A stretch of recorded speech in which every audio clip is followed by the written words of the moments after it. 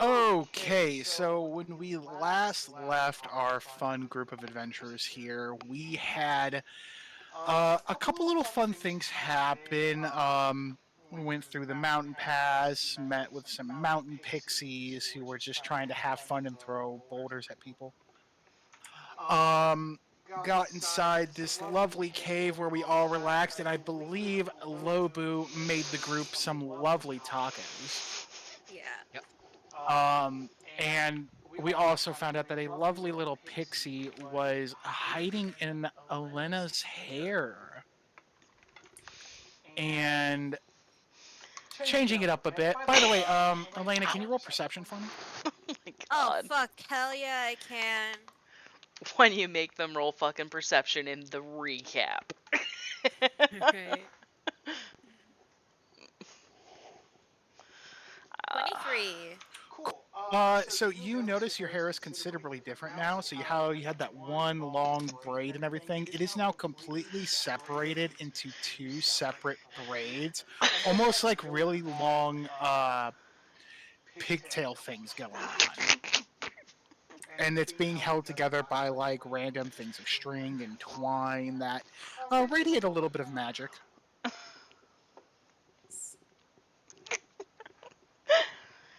Congratulations on your magical bird nest hair. Yeah, I wouldn't be a Disney princess without it, honestly. Pixie is just building itself a house at this point. As you notice this, the pixie appears and goes, I changed it. Do you like it? Oh, I don't know who this you person said is, that but it thank was you for the like follow. still braided, or is it just like twin tails?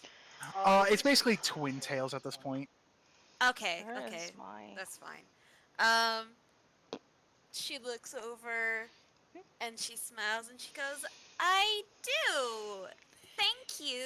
You did such a lovely job changing my hair. The pixie's going to clap excitedly and then look over at Lobu. I could do something with the wolf's hair too. Really? Oh god! I would like to see you try. Oh my god. Well, yes, I love to see you try over Lobo over here more there, because Oh my god. I don't know what you can do with a boy's hair like mine. The Oh, you'd pixie be surprised. pixie flies and floats over to Lobu, circling his head a bit. Hmm. Well, I'll give it my best, and all of a sudden it disappears. Yeah, now you feel something rummaging around in your hair a bit, Lobu, but then it stops. You hear you hear Lobo let out like a short like a little yelp of like a scared dog. He's like, just try not to do anything crazy, okay? You hear no response. Uh, so so yeah, it's now but going on forward, it's the next day. Everybody is awake. You're all fully rested, so there is that.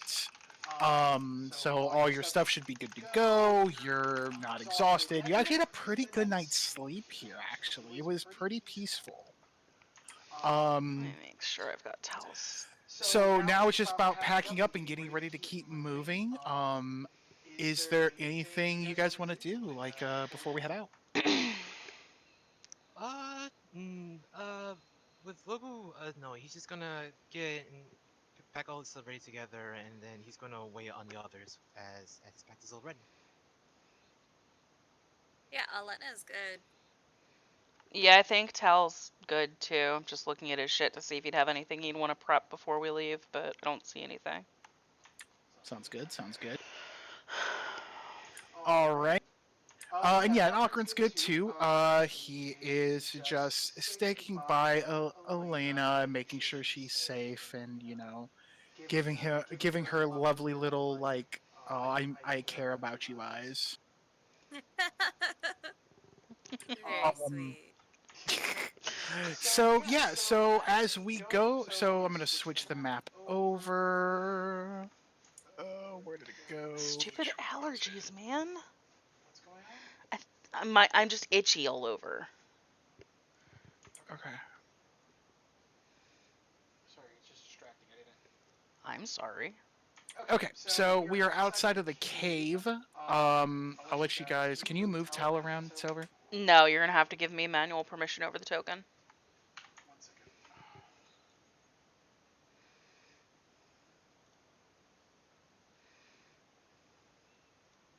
Or that.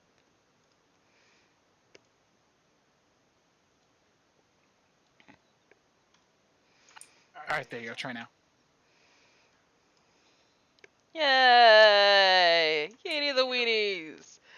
All right, so as we come out, you'll notice Mergrim goes over to some of these rocks over here, and he places his hand on the rock facing, and you notice the rock will start to glow. There's like, it looks like there's a sigil on the rock, and as it does, you see the entrance of this cave kind of shift form, and now it just looks like part of the mountain. Here comes gonna grunt. Yeah. All right, that's set. That way, if we need to come back here, we can use this, and it's pretty well hidden. Nice. So nice. So how much further do we have to travel? Yes. We still got a long ways to go. I mean, we're just getting into West Teren. It's gonna be quite a trip, but we're gonna make a stop somewhere first to another little Goliath alcove that also believe in my ways of thinking. Basically, they'll help us with getting into Oros. Temptation to roleplay Alright, is too I'll follow your lead strong! from here. Too strong! The temptation to roleplay is too strong! I'm just gonna pray that we don't get attacked again along the way. Go. Let's not jinx it. I'm just a cardboard cutout. Yeah, let's not. Alrighty. So, all right. So let's go ahead and start heading. So Mergrim will point towards the uh, towards this direction, and we'll go ahead. Let's go and get in marching order. Mergrim will take the front just because he's kind of leading everybody. Tal is gonna wild shape and go bird form again and scout ahead like he has been. Sure. Roll me perception. Could I join him? In Can bird you- form? Can you turn into a crow? I mean, join him in the scouting. Well, Can you 23. Okay, so yeah, as you scout ahead, you see the road is actually pretty clear. Nothing nefarious, nothing, anything's not. There's really nothing out of the ordinary. There's no one coming except for us. Sweet. Just gonna keep circling around while we're traveling, so. Sure. So as we go, I would say roughly after 30 minutes of walking, we'll say that you're already at this point, going through.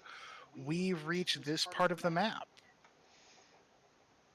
And we are finally at the end of the mountain pass. Let's see. Go ahead and place your things. Let me grab Akron.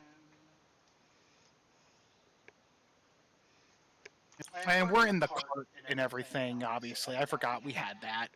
Yeah. So yeah, we're all in the cart. Both Elena and I are controlling it. We'll just say Akron and Lobu, you guys are in the back, just chilling. Akron is going over more of the textures of tortilla shells for you, Lobu. Getting really intricate Oh, with God. nice spicy dishes. The Shattered Isles Brain Trust breaking down the anatomy of a fucking taco.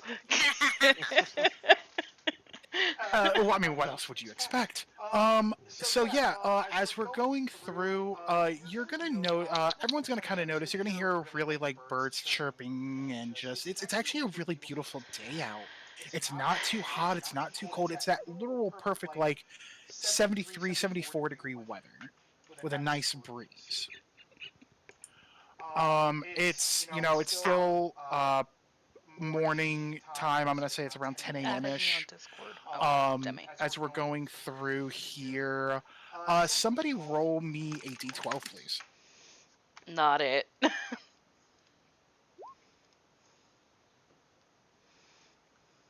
That is a 5. So yeah, as you're going through, the pixie uh decides to poke out of Lobu's hair and look around and go, they still haven't found me yet. Yes, that means you chose a really good hiding spot. Yeah, and ducks back down into Lobu's hair. Okay. At this point, Wild Shape is about to end, or your bird form is about to end. Oof. Okay. I guess I will come down and sit in the wagon for a little because I don't want to blow both charges of his wild shape. A good idea. Wait, it's been 5 hours? I thought it was only an hour. You can stay in beast shape for 5 hours before reverting back to your normal form. Oh, I thought it was an hour. Oh, my bad. Okay, so yeah, no, you're still bird form then. Basically, an hour has passed. So yeah, so we're gonna keep moving. We'll go through to the end, and we now, after about let's say another hour, we have now arrived. Oh, I gotta move the thingy to this beautiful landscape Are we entering Trees. from the left or the right? from where I'm painting on the right. Okay, cool. We're like a manga. Okay. It's right, the left. Got it. Caw. Caw, motherfucker.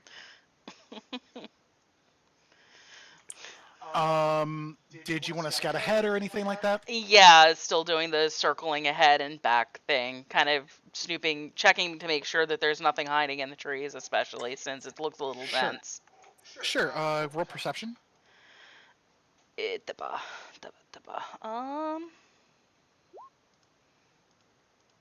23 again. Cool. You really don't. There's really nothing in the trees that are hiding or anything. You notice some wolves kind of running around. Looks like they're chasing after a boar for food. Just nature running its course. You see some birds. You see other woodland creatures just kind of roaming around doing what they do. It's Doing nothing like out we of the do on the ordinary. Discovery Channel. No, not that far yet. Um, what you do hear off in the distance, because you're about, I'd say roughly 20 miles, 25 miles away from this, so you might be able to hear it. Um, you hear just like low rumbles coming from the south of about where you're at.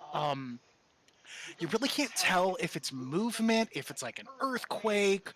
You can just feel some like rumbles, like maybe there's something there. I don't know, but that's just kind of what you hear and notice. It sounds how distant?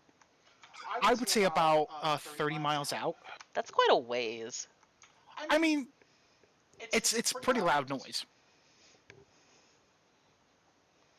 Mm, We'll say 20 miles. just gonna keep circling if it seems like it's that far out. Okay. Can I get someone other than Elena roll a d12, please? I'll do it.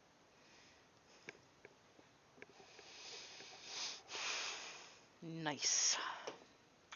No. Okay. So as you go through the woods here, um again, there's nothing out of the ordinary. You hear some snarls of wolves, and then suddenly you hear a pig snort, and then it stops, Where's the and then you just oven mitt? hear just what sounds like chops are being like there something's digging into something there, and Marigram's gonna look back over at Lobu. Hey, I think your brothers are eating. Uh, What the hell, man? yeah, I know. I could definitely go for some more right now. But Hey, what a babe, gift to go hunting. where's the oven mitt? Oh, dryer. Shit, I'm so sorry. You see, and Logan is just like very anxious as like he's biting his like it's clear. It's clearly he's on. It's very clear that he's anxious to just go like run out and just like hunt like the nearest boar, as he senses there's What? some good game going on. Itaba. Right. Well, at this point, it's about midday, because it takes this is like a thick wood, so traveling through it takes a little bit of time. The trail is nice, like it's a nice road, so it's not too bumpy or anything. And guys, forgive me, I am kind of like speeding up the travel because there's really nothing extravagant going on just yet. Um, but it's getting to close to about midday as we're going through this part of the trail. It's pretty or part of the road, I should say. It's kind of repeats itself. You just see the trees, you hear the some howls of wolves and just other animals going through. It's very peaceful. It's a very just relaxing and calming because you're just hearing nature. Aw. Nature. Um, let's get let's go ahead and head along as we're going through. So it has been about, we'll say, 4 hours. So Tal, your V-shape has done the dead. yep, so you'll be back in the cart, Yep. and we will now head to the next part of the map. Sit down in the cart, grab a munchies. All right. What is everybody's passive perception? 24. 15. With or without the gauntlets. With the you are okay, Lobo. You are always going to have the gauntlets on. Never take them off. They are part of you now. Okay, 18. Thank you. I love repeating this every single session. I love it. Just double checking. Just double checking. I'm gonna do what the Okay. Imperials did and just sew it to you. About to. I'm about to. All right, so we're coming in from this way. Lobu and Tal, as we get close, you are hearing what seems like a kind of a commotion coming from this part of the map.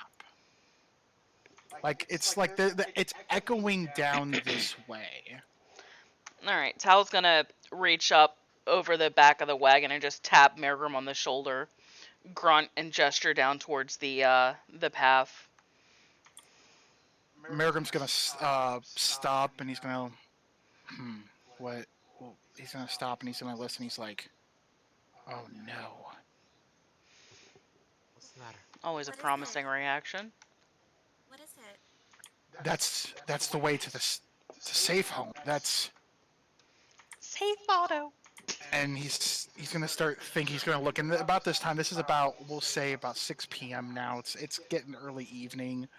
He's gonna pull into his bag and pull out a map, and he's gonna look down. He's like, okay, we're roughly 5 miles away, and he's gonna kind of look down. He's like, what is going on? Do you want me to Let's. fly ahead? You want me to check it out? Mergrim's gonna shake his head. No, we need to go in together. It's what I'm thinking is happening. Um. So yeah. Where? So do we want to head down this way? Yeah, but before we do, Loba's gonna reach his hand to Maragorn and offer a suggestion. So if we're all gonna head out in the group, you wanna you wanna do this quietly, and I could give us and I can make us all invisible if you want. Invisible. Mergrim's gonna think a moment. Well, we might want to assess this first. He's gonna look over at Tal. Can you go bird form again? I could. It's gonna mean no fox, but I could. He's gonna nod. I think that's a risk we need to take. Can you scout ahead? Yeah, sure. And I still can't control the fucking charges on this character sheet. Alright, we'll just remind me that I've used 2 charges of wild shape. Gotcha. Alright, yeah. He will go bird form and fly ahead, keeping very close watch on the terrain below. All right, so we're gonna move. I'm gonna. Mergrim and Elena are going to move the cart up. Oh, I don't want to make Mergrim big. Over towards this way. Uh, so Tal, as you are flying down, I'm just gonna bring this map up. Just don't put anything on here just yet. Oops. You travel down about, let's say, 2 miles, and you see this, but you're also going to notice that there are dead Goliath bodies and orc bodies scattered all around here. Um, as I kind of circle the area, does it look like there's anyone alive or a fight ongoing? You hear the actually roll perception.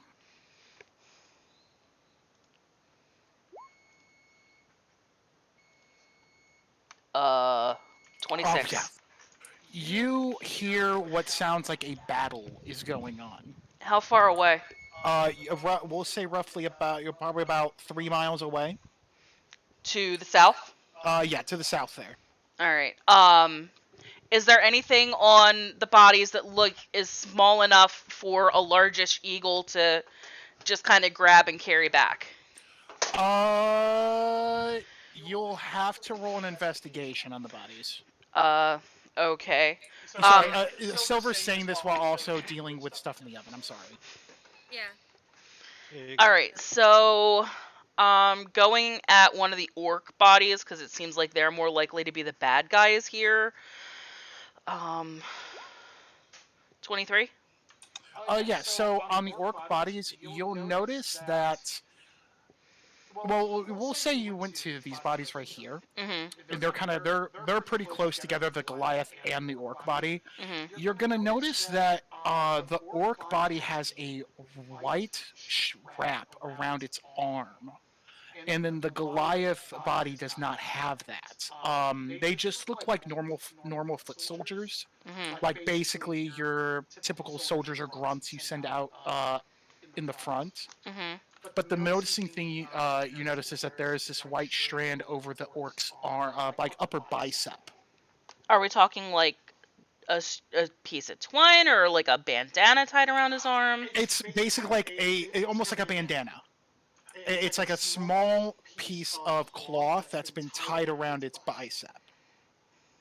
And it's not stopping an injury. Like you notice that there's no injury there. The only injury you see is there is a giant fucking sword through its stomach, and Okay. he's kind of freshly dead.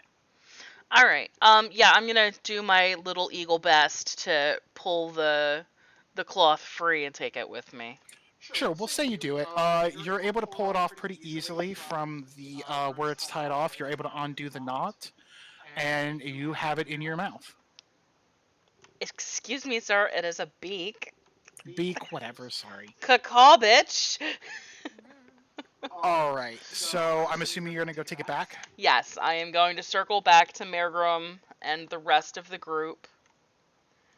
Um, Tal's gonna kind of swoop low over the wagon and drop the white thing into Mergrim's lap, and then shift back to human form just beside the wagon and relay everything that he has just seen. So, the fact that there seems to have been a fight between some Goliaths and some orcs just to the south, and it sounds like the fight's continuing, but it's still a mile or a couple miles off. Mergrim's gonna look at the white cloth. He says, "Did you get this from a Goliath body or an orc body?" Orc. He's gonna look up. My God, they finally did it. We need to go now. We need to get down there now. Okay. Wait, wait.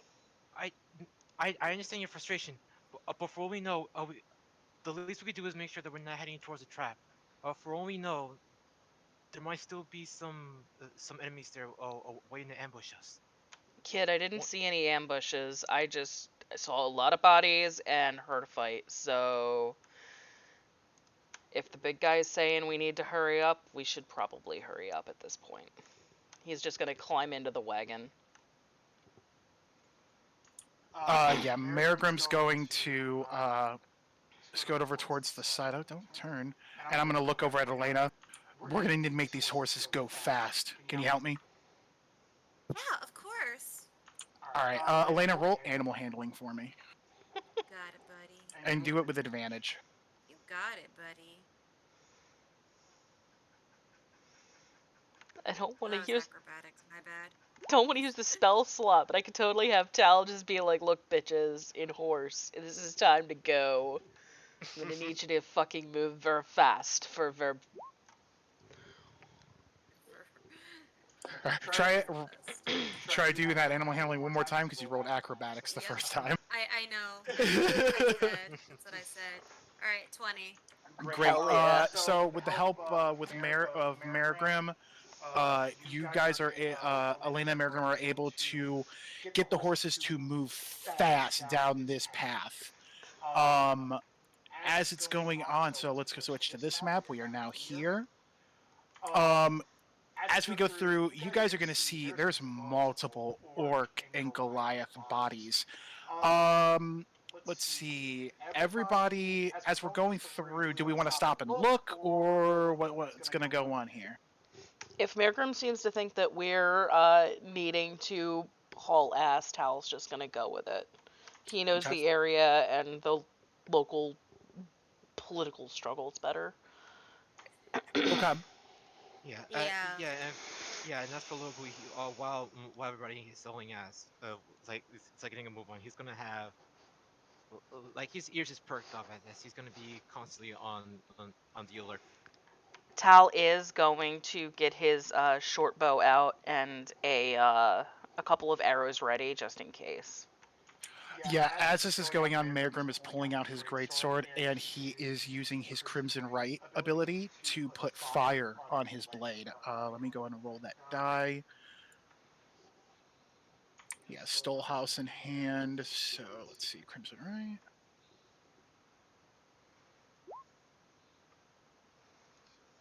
He's taking 4 damage.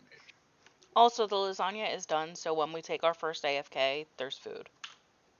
Yeah, we'll do that before we get down here a little further. All right, so we're gonna run through.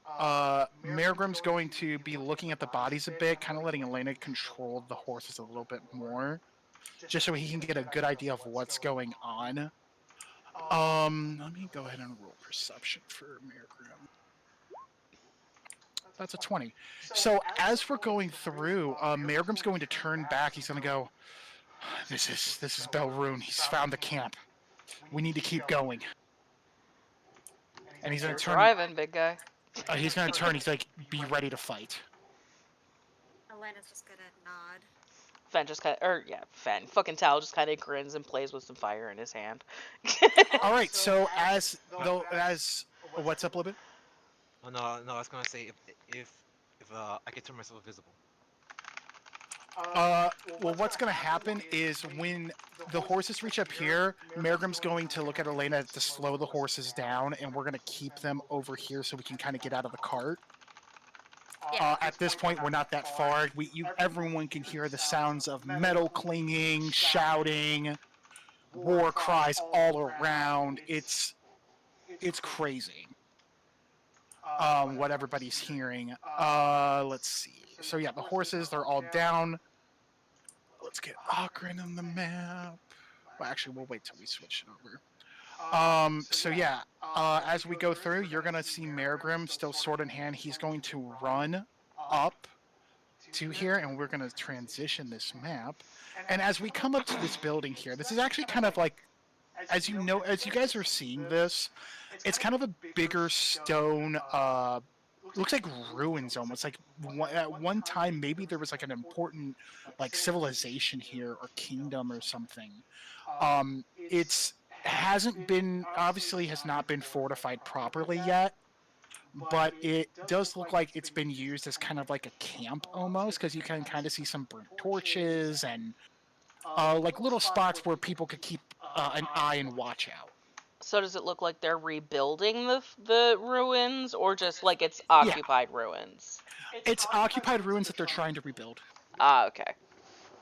They're trying to fortify it more. Gotcha. All right. Is everybody prepared and ready to go to the next scene? Yeah, who's gonna Yes. queue up the music bot? Look, Oh shit. Lobu has his stealth lane at the ready. I can cue up the music bot in a moment. Let me get through here first. I usually make someone who's not the DM do it, but I also don't know how to work the music bot because I'm stupid. So. All right. So as we enter, we're Oh gonna say we're Jesus. entering pretty quietly. We're in the main courtyard of the this encampment, and you just see blood and bodies, and there is a battle going on. But there's one thing you need to know that you're noticing here, especially those with a higher perception. So we're gonna say Lobu and Tal. You guys notice that there are Goliaths fighting Goliaths. There are orcs fighting Goliaths. Um, so it's kind of hard to tell who's on what side. Do the orcs have the white armbands? We do. All of them? All the orcs have the white bands around them, and there are some Goliaths with the white band around them. Alright. Tal's gonna look over at Miriam, just like, so were the white armbands the good guys or the bad guys? Good guys. Gotcha. As we approach up here, this part of the fight, you kind of can. They're not really paying attention to behind them. All of these bodies you see here, they are dead. These are dead Goliaths. None of these have the white armband around them. All right, so here's where the cool thing is. I'm not having us roll initiative yet. What we're going to do is I'm going to explain what's happening. We're going to take a quick 5, and then when we come back, we might roll initiative. I don't know. We'll see I how it just don't goes. know. So I as we approach here, what you notice is these Goliaths, they do not have a white armband around their bicep. They are charging after what seems like to be the dwindling forces of those with the white armband. And here you see one Goliath here with a scimitar in hand and shield, and a very just druidic looking like cloak on, watching, basically enjoying the scene. Um, but the fun thing to notice is this man right here in the middle. He has a white armband, but he's holding very two fun little weapons. Okay, hang on. Why can't I control? Hang on, I can't. I control my guy. Were you in the That I GM level?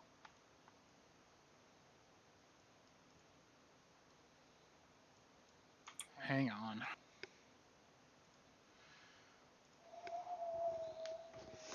No, experiencing technical difficulties. I fucking hate this.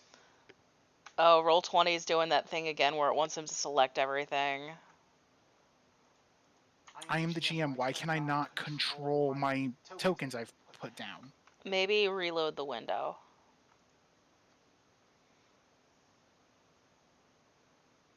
You must pay $9.99 to unlock that feature.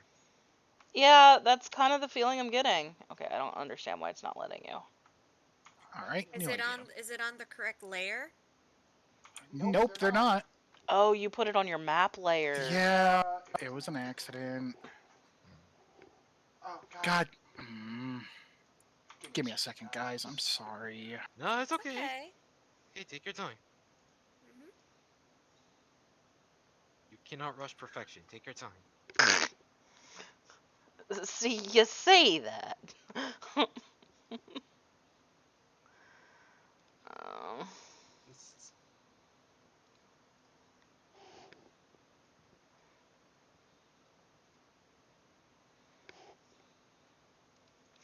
do do do do do do do.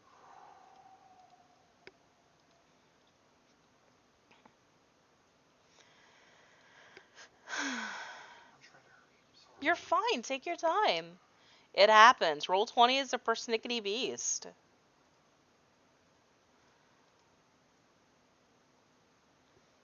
Do you want to? Okay, there we go.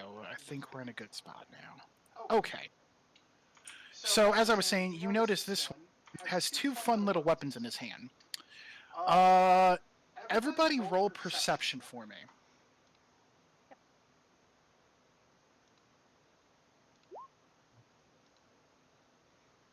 Really? A fucking nat 1? That's Oh. funny because I rolled a nat 20, so 25 for me. Awesome. So, Elena, you are the only one to notice this, and we're going to say Mergrim too, because it's Mergrim. This Goliath here is dual wielding chain whips. Oh. And as he goes on, you hear him just shout, and this Goliath charges at him, and he uses both whips and he flings them off. And as they connect, a small explosion hits into the chest of this Goliath, and he is just torn to pieces. Elena sort of jumps back a bit at that Well, that looks because like she fun. wasn't expecting it. Okay. And that one dies, and you hear him shout, "Come, I've never lost a match to any beast or man. I'm not about to lose to you, brother."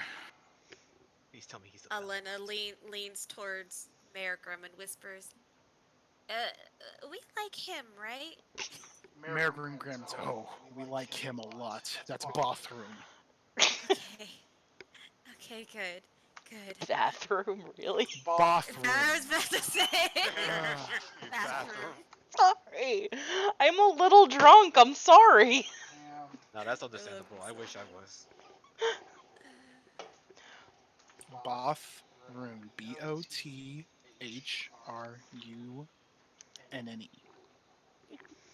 Bathroom. It's a bathroom with an Aussie accent. I'm gonna have to change the name. Anyways. No, it's good. It's good. I like it. Bathroom. No, it's good. You then you see this one approach up, and he's like, "Still playing with your toys, brother. Such a little worm you are." The other Goliaths kind of shout.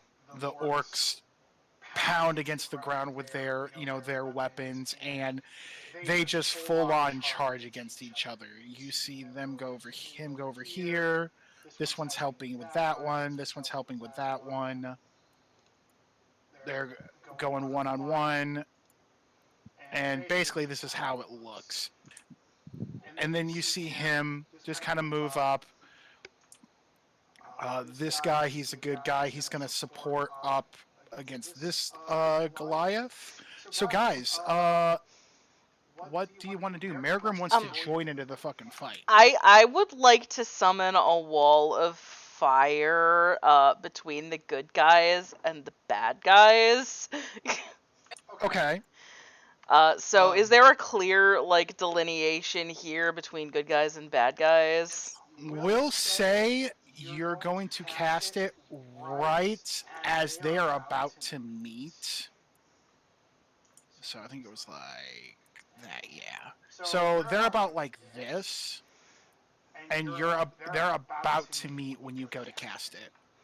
All right. So 60 feet long, 20 foot high, 1 foot thick.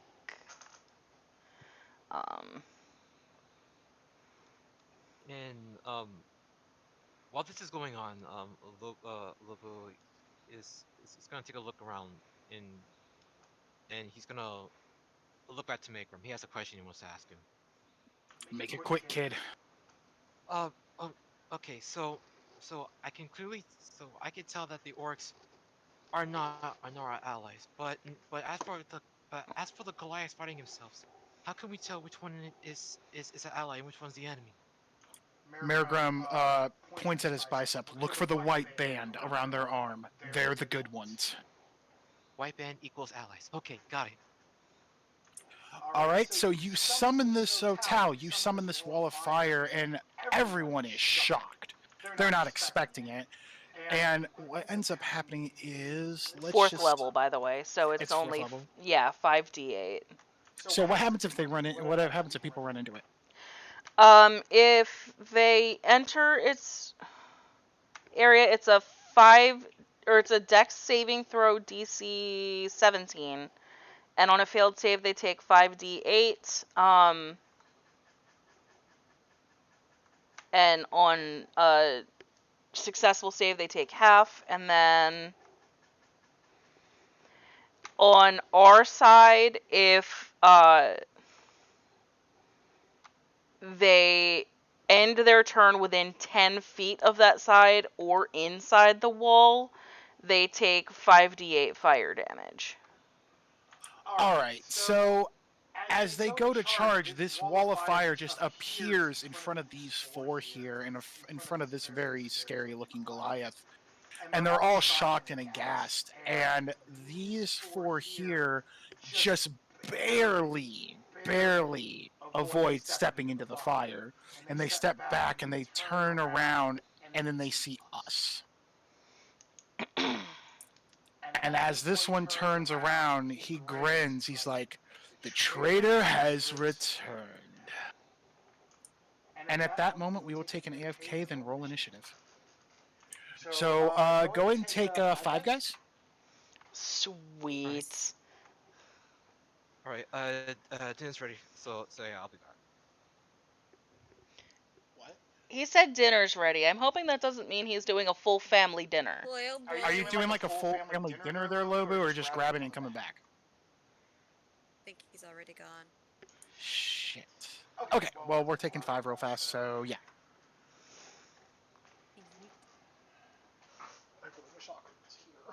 Yeah, me too.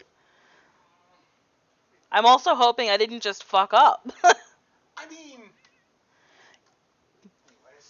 I think I will grab a Smirnoff Ice. Smirnoff Ice. Edgiest of edge. Leave me alone. I'll be right back.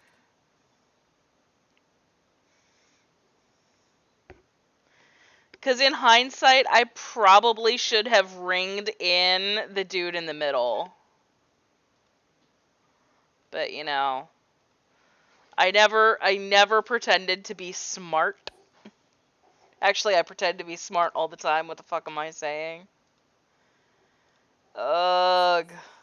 Are you just gonna cardboard cutout Akron? I mean, I'm gonna try to play him. I gotta figure out what he does. He is a paladin who's also a warlock. He smacks things. I can pull his character sheet up if you I want. have his character sheet. Oh, okay. Because I only have Towels, Tesses, and Fens right now. But, Yeah, I have his sheet up. Also, we're just gonna assume he summoned Ares. yeah, I figured. Because he usually... odds are, as soon as Tal came back saying that he heard action ahead, he would have summoned Neres. Yes.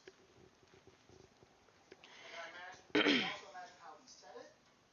And Oh? and the voice he said, because he does it every time. He's like, I'm gonna summon Ares. That's how it sounds. He does sound like that. That is a very, very good Sven impression. And I feel bad because the stream didn't get to hear it. And we actually have 3 viewers.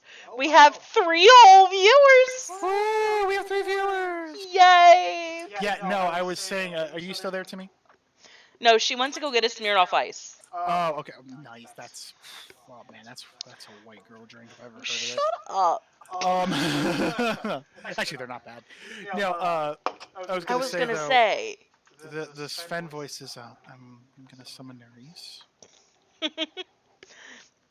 Sven is missing out on a career with fucking NPR or something.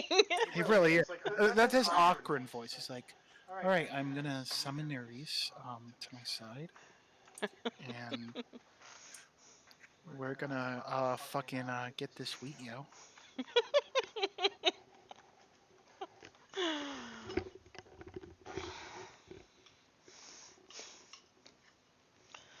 I guess I should throw up my BRB thing, but I don't know. I'm not hungry right now.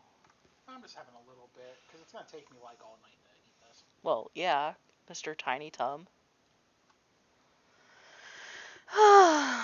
Alright, so 1, 2, 3, 4, 5, 6, 7, 8. Wow, Miracle got a good initiative roll. Holy shit. I didn't even see what I rolled. 10. Oh no, I didn't roll initiative yet. Oh. Tal has a +0 to initiative? What the fuck? And he nat 20s! What the fuck?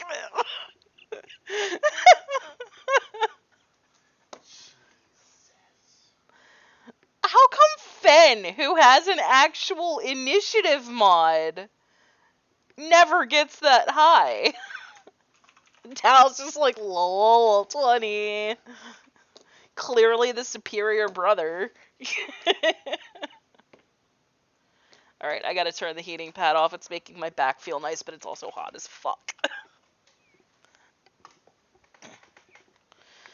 Back spasms are a bitch, ladies and gentlemen. Ugh. Ow. Ow. I'm dying. Please help. No, don't poke me. That is not. No! You fuckface. Bad. My hand is cold. I don't know. Your hand is cold, but that doesn't mean I want it on me. Stop. No. No. We have a long night of D&D to get through, sir. Yeah, I know. I gotta get started getting drunk at some point. Well, it's harder to DM when you're drunk. I say this as someone who has tried to DM while both drunk and tank things on games drunk. I feel like Okay, there is a big difference between tanking and MMO. Also, we need to get you a mic to have on this that's not through Discord. There's a big difference between tanking a raid in an MMO drunk and telling a coherent story in a D&D campaign while drunk and or high and or whatever. don't judge me. I'm not judging you. I'm just saying there's a difference. I really hope Sven is okay. He's probably asleep. Probably, and he's gonna come back. He's like, I'm so sorry. Sorry, guys. We'll make him play Tess as revenge. There we go. Or Krillara. Yeah, we'll make him play Krillara since I'm playing Tess tonight. He's gonna be so upset that he didn't get to see this awesome dual wielding whip person. Which, to any of the viewers out there, if you think that this can't happen, it has happened because I allowed it. Because I am God. Our DM watches too much anime. Ow, ow, ow! My back. I want to set it on fire. Okay, I don't think everyone wants to hear you whine, sweetheart. Everybody does want to hear me whine. Shut up, bitch.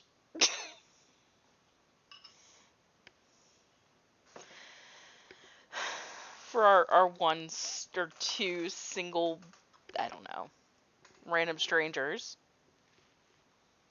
I'm sitting right next to the DM, and the DM is sus. And the DM got Reese's mini cups and didn't share with me. What the fuck? I haven't even opened them yet. All right, I'm back. Welcome back, Timmy. Oh, thank you. Welcome back, Timmy. Hello. I had to climb onto the counter because I can't reach the top shelf because I'm short to get a cup. So we need to get you one of those like reachy grabby things. Yeah. Yeah. Oh, by the way, did you want to hear my awkward impression? Yeah. All right, real fast. I gotta adjust the map because I fucked it up. Oh, you gotta get. Excuse me. Okay, yeah, go. Basically, I was telling Silver, it's like, yeah, we'll just assume that awkward summon Nereis. And I told her, I'm like, I can completely imagine how he said it and how he did it. And Silver's like, okay, how? I'm like, okay, I'm gonna summon Nereis. Alright, I'm back. That is awkward completely. Welcome back. If you guys haven't rolled initiative, please do so. Glad to have you back, Tommy. We were a little worried you were gonna have like a full sit-down dinner at the table with your family. No, no, I had a big lunch, so I wasn't that hungry. You say that now. Oh, it's blue. Okay. Nice roll, nice roll. You've got to fix our turns, though. Thank you for the sarcasm. Reset again. Why did it reset? Because it's on crack. Alright, initiative. Let's fucking beat this beat. I'm That's a not. 10 from me, baby. Hell yeah. I'm not a fan of Roll Okay. 20, but I don't We love really to know if see I want to it. try Foundry or not. And it's still better than playing on tabletop. All right, let me add you, Elena.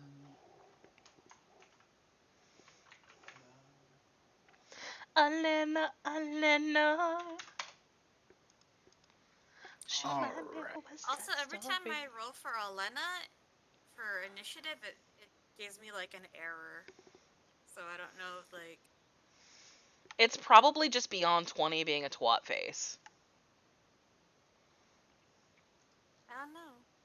Because it says you wanted to send the result to this roll to the turn tracker, but no valid token was selected. Oh, it might just be because you don't have your token selected on Roll20. Because we don't have tokens assigned for this campaign, we're just using the pictures. I don't know. Jesus, he rolled a 7. Nice.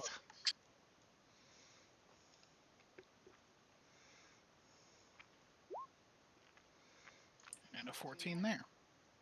All right, and the soldiers, the foot soldiers, they will go after Elena. Right. Alrighty, so initiative has been rolled. We have gathered the attention of these people, and this one has called out Mergrim as a traitor to his clan. So at the top of the round, Tal, what will you do? Um, I guess I'm gonna cast. Where the fuck is it? Where's Erupting Earth? I cast where the fuck is it? Yes, I am gonna cast Where the Fuck Is It for 18 d20 damage. It's all Almost a emotional. natural one. It's all emotional damage, though. I'm gonna cast. These guys over here are not wearing the white armbands, correct? These ones. They sure aren't. Okay. I'm gonna cast Erupting Earth here. They're not alive. Oh, they're dead. Never mind Yes, then. I'm sorry. I just have these bodies out here. The only ones that are alive are basically from here to here. These two are fighting. These two are alive. I'll tell you what's alive and what isn't. Is it just gonna be easier if I just delete these tokens? I Yeah, guess. if it's dead, could you just delete it? Okay, hang on. That was a great time for your cell phone to go off.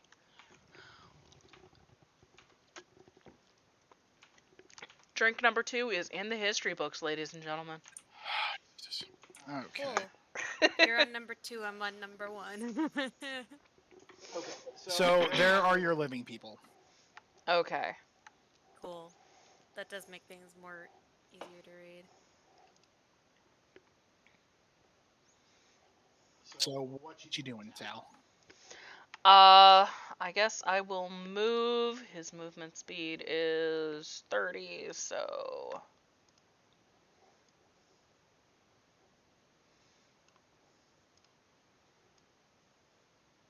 move to here. And that'll be my turn. All right. It is not. Why does it say Mergrim has a 38? Because it's on crack. I don't know. Why does he? Oh, Jesus Christ! Roll 20, please. All right. So Mergrim already has a sword out, has his crimson right up.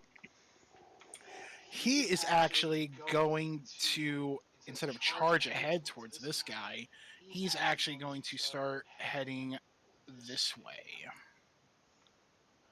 So that was his max is 35. He was right here, so that's 10, 20, 30. So actually, he has to go back here. He's going to move there. That is going to be Mergrim's turn. Now it's Bothrun's turn. Bothrun's pretty shocked by the fire. He wasn't expecting it, but he knows anything will help at this point. He is going to move over. He's going to go 5, 10, 15, 20, 30. and he is going to make an attack with his whips on this guy. So he is going to hit. Where is the attack? A 28 is definitely going to hit. So yeah, it hits. So he uh, takes his the one whip in his right hand. He flicks it, and it goes right into the chest of this Goliath. He stumbles back a bit. He's going to lift his right hand up and flick and do to attack again. That is another hit. Oh yeah, that one. So that hits. When it this one when this whip hits, it ends up sinking into the Goliath's chest, and you'll see like some fire boil up in his chest, and it explodes and ends up hitting this one for a little bit of fire damage. He takes about 6 fire damage, and he grunts in pain from feeling the burning, and this one is just dead. Fail the bud. All right, Elena, it's your turn. Oh fuck already? Yeah. Wait, Oh, no, I rolled a 10. yes, I know. It's being stupid. Oh, okay. Okay, wow. Shit. I should have cast Fairy Fire Okay, on so my I'm turn. going to move up For the flies, trying to here, damage me. and then 1, 2, 3. Okay, and then these are the bad guys, right? Yes. Is it these guys? Okay. And then I'm going to, with my water crystal equipped, I'm going to cast Crystallis on this man's. Alrighty, go ahead and roll. Yes, I do. Oh, you fucking bitch. It was gliding on 18 and then it switched to 2, so it's an 8.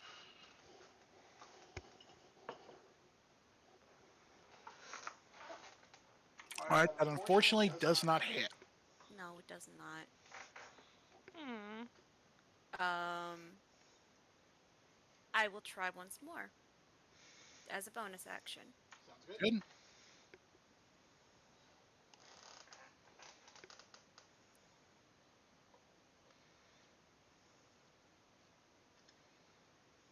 That's a 20. That definitely is that a nat 20 or? You know, it's a 14. Oh, Oh, okay. Plus So, so 6. that will definitely hit. Go ahead and roll your damage. Right. And we said that it does 2d8 now, right? yes. Okay, so I'll roll that. I'll just roll that. And then an extra 1d8. Because it's not doing it properly on roll 20. Or on D&D Beyond. So that's a 4 plus a 2, so 6. All right, so you cast Crystallis, and the attack goes right into the Goliath, and he kind of stumbles back, but he's still standing. But he's pretty beat up after that explosion he just kind of dealt with. Yeah, and I just fucking blurgled him with water, so take You that, sure did. you bubble beam. All right, so now I'm going to move the foot soldiers a bit. So this one is going to engage with that orc. This one's going to head towards this way, towards Elena. I want to save those Touched for up heal station. spells. This one is also going to head towards Elena.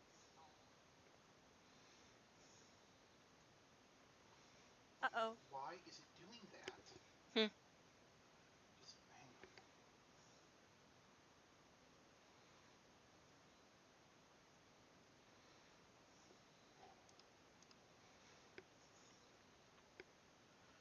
on. And then these two,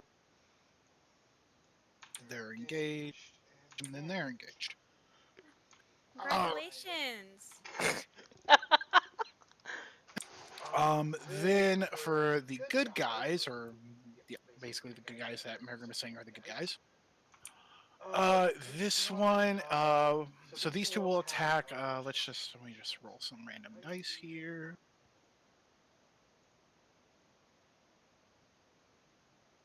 Okay, so this Goliath hits that orc. Alright, so there's that. Then. So for the sake of time, these guys are just trading blows to each other. Um Now for these guys, they are going to sneak past here, past this little firewall.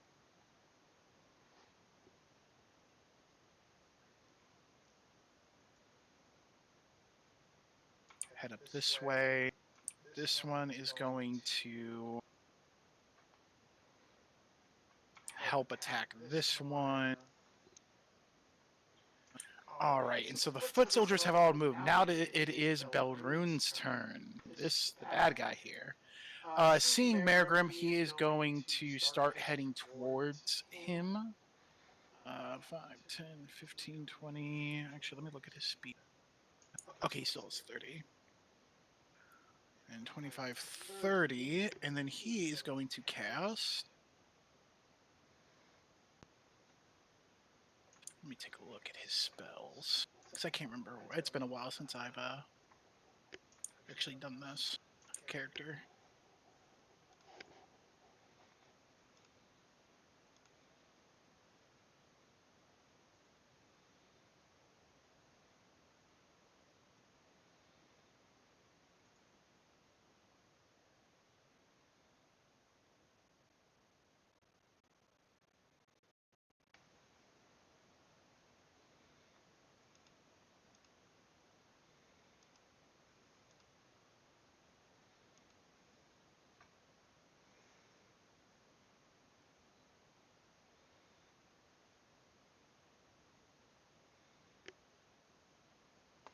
So yeah, well, actually, what he's going to do, he was right here. So he's actually going to take a step this way, and he is going to basically kind of look at the field, and he's going to give a slight grin. And he is going to cast Call Lightning. He is going to summon. Let's see, about a range of 120 feet. So we're gonna say about uh right here actually. I need. Let's take a look. See right above you. When you cast a spell, you should choose a point you can see under the cloud. A bolt of lightning flashes down each creature. Okay, so I need the following people. Actually, it's going to be about right here. All right, so Elena, I need you to make a dexterity saving throw.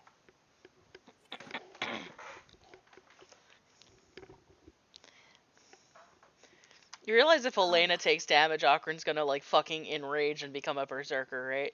It's okay. It's okay. It was sliding on a nat 1, and then it rolled to a 19, so that's a 20.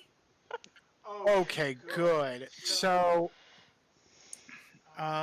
you are going to take half of 17. So we're gonna call that 8.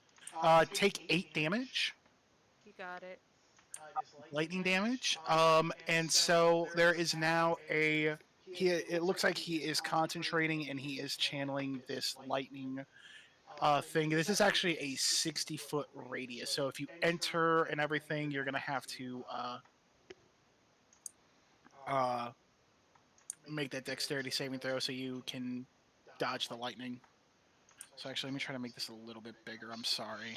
I was gonna say 60 foot from there extends out to like here, so we're literally all in this area of effect.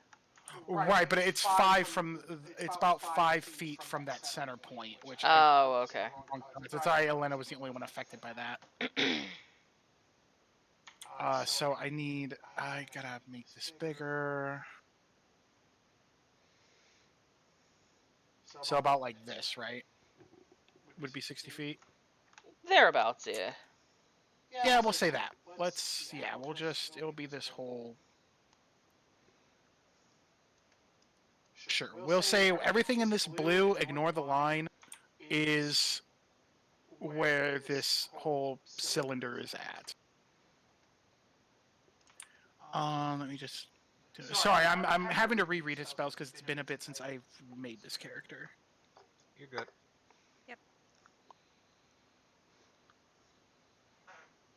What the fuck happened?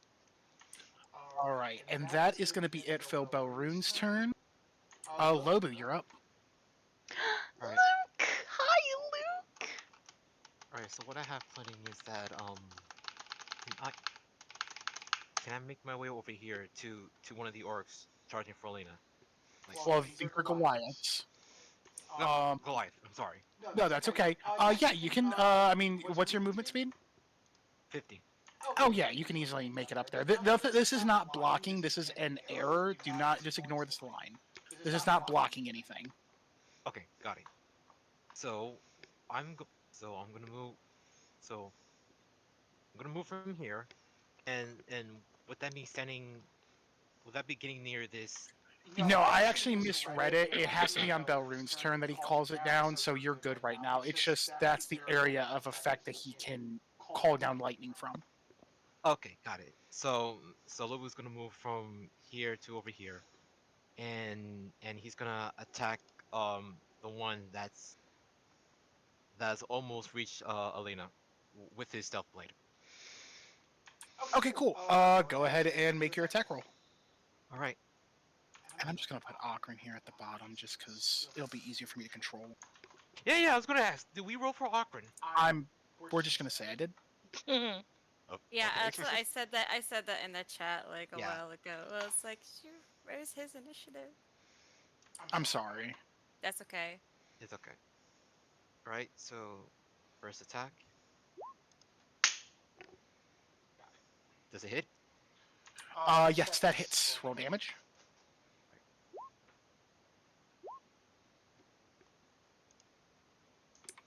Okay, so 12 damage. No damage. Okay, and second hit. Sure. That one does not hit. Okay. All right, and for my bonus action, I'm going to do. Okay, for bonus action, I'm gonna go on the defense. I'm gonna take patient defense. Alrighty. What's that do? I spend 1 key point to take the dodge action as on this turn, Okay. just to prepare myself. Sure. If I can do that. That's fine. Is that it for Lobu? Yep, that's it. Alright, it's Akron's turn. Let's pull up Akron's sheet. Akron has Nerese summoned. Let's see what he does.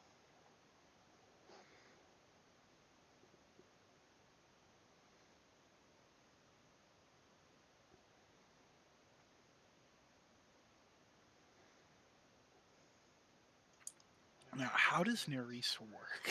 Good question. As a packed weapon, you can summon it as basically any weapon type you want, and then you automatically have proficiency with it. So the damage rolls would be whatever that weapon's base damage rolls are, plus proficiency and all that happy horse shit. Okay. Sure. So he's gonna summon it. Well, he summoned it as a Morning Star, we'll say, and he is going to. Actually, no, we'll do double-bladed scimitar. I'm sorry. He is going to move. Oh, damn it. 5, 10, 15, 20, 25, 30. He's going to go to this Goliath here and swing.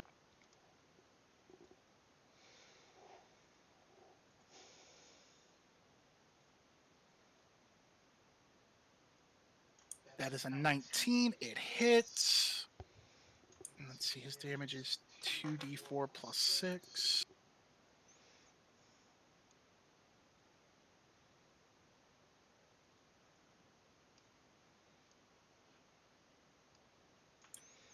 Alright, that's going to be for 8 damage. Can't he smite or something with that? His paladin thing? Yeah. Sorry, I'm trying to.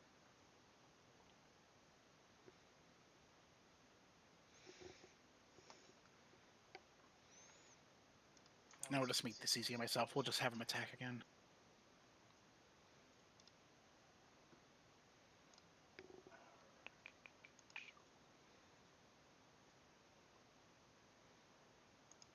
That is a 20. That'll hit.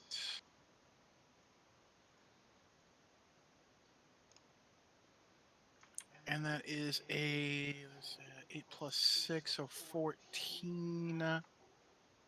And then. Oh, that's the wrong character sheet. So there was 14 plus. How much did I say before? It was 8? Yeah. Okay, so 21. So yeah, so Akron runs up. He uses his double-bladed scimitar and deals a good amount of damage to this one. This one's really hurting really bad. And it is now at the top of the round. Tal, you're up. Alright. Tal's gonna stay where he is, but he's gonna cast Erupting Earth at what level is that? 3rd level. Targeted on this square right here in front of our bald bad guy. So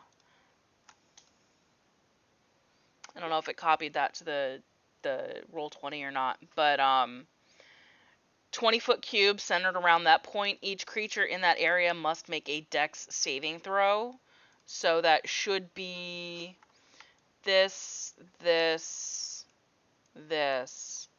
bad guy, this guy, this guy, and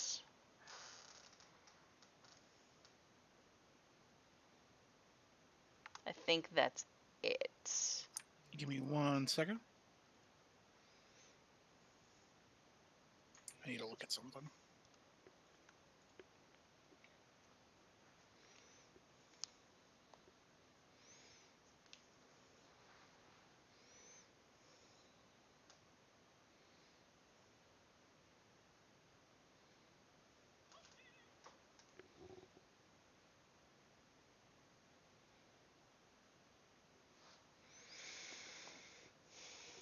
Maybe I should have gotten some lasagna on the AFK break. Now I want food in my face hole. Do, do.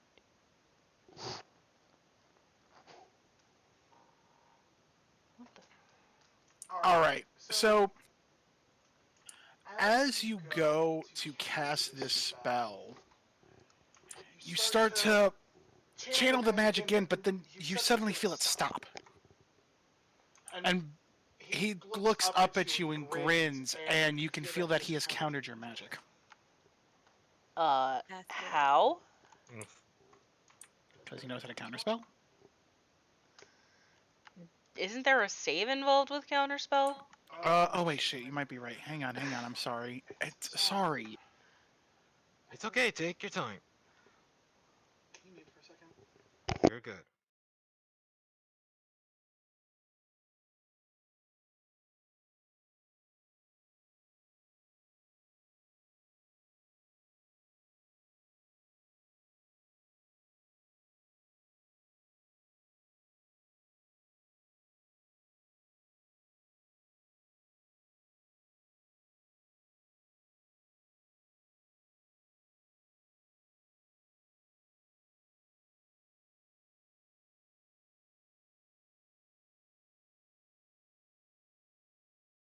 Okay, I'm stupid. I actually am looking at the wrong character sheet, so no, he's not count. So you said it's a dex save, right? Yeah, it is a Dex 17. 17, yeah. Ignore me. I apologize. Come on, Please. D&D Beyond. What? And now everything's being slow to load. Yeah, I think D&D Beyond is having a seizure. Which would be just our luck. Because it's doing the same thing for me with Tal's character sheet. Awesome, great. What's it doing to you guys? It's giving us like an API error. Oh. Oh, Oh. that's strange. It's doing good on my end. Yeah, me too. Is it something with your guys' connection or something? I don't know.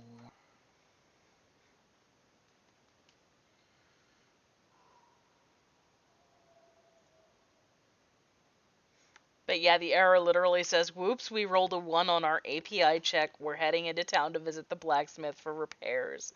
Try again after a short rest." My god. I know, right? Okay, let's. Okay, I guess we're just gonna have to figure this out. Okay, so where are you casting this?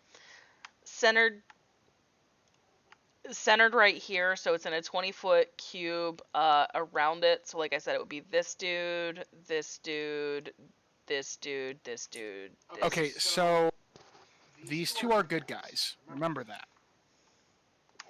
Okay. So we're hitting the good guys. Okay. All right. For because I can't do any deck saves right now. Oh, there we go. Finally. Jesus Christ. Okay, he doesn't make it. We're gonna say these two make it. Are any of these guys affected? Yeah, the ones that are in melee against Lobu, this guy and this guy would be affected. Okay. So I'm just gonna do this for the peons.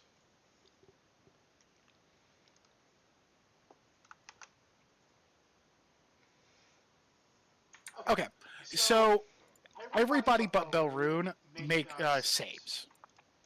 All right. So how much is Belrune taking?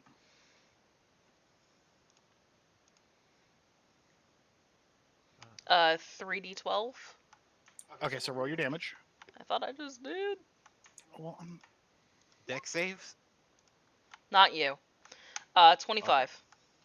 okay, so you Tao uses his magic to erupt the earth around this area. The grunts are able to kind of like dodge through and not get too affected by this, but Belrune is shooken hard, and it ends up breaking his concentration on the spell he was casting. So there is no longer this blue line. I need to clear off the drawings. So Hit boom, his ass. I completely got rid of the firewall. I apologize. It's fine. Um, So yeah, Belrune is taking 25, and then the rest of them take half. Uh, yes. Okay, so with that, this guy dies that's in front of Lobu, because he's already been taking damage. The one that Ocarina was fighting is going to die. And actually, no, wait, he wasn't affected.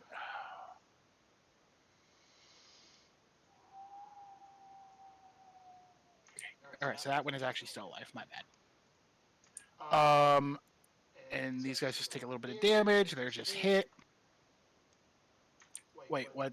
So that's the erupting earth, correct? Yeah. That's just, it's rough terrain now.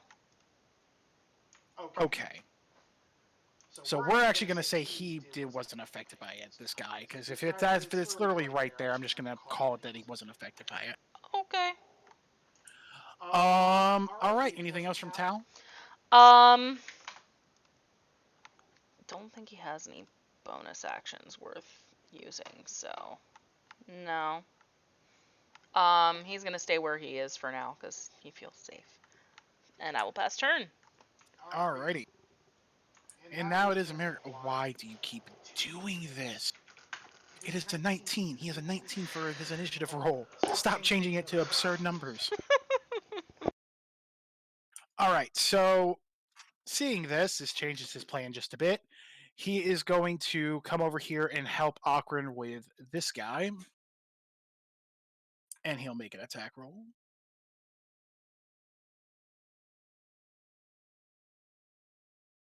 That is a 24. That is definitely going to hit.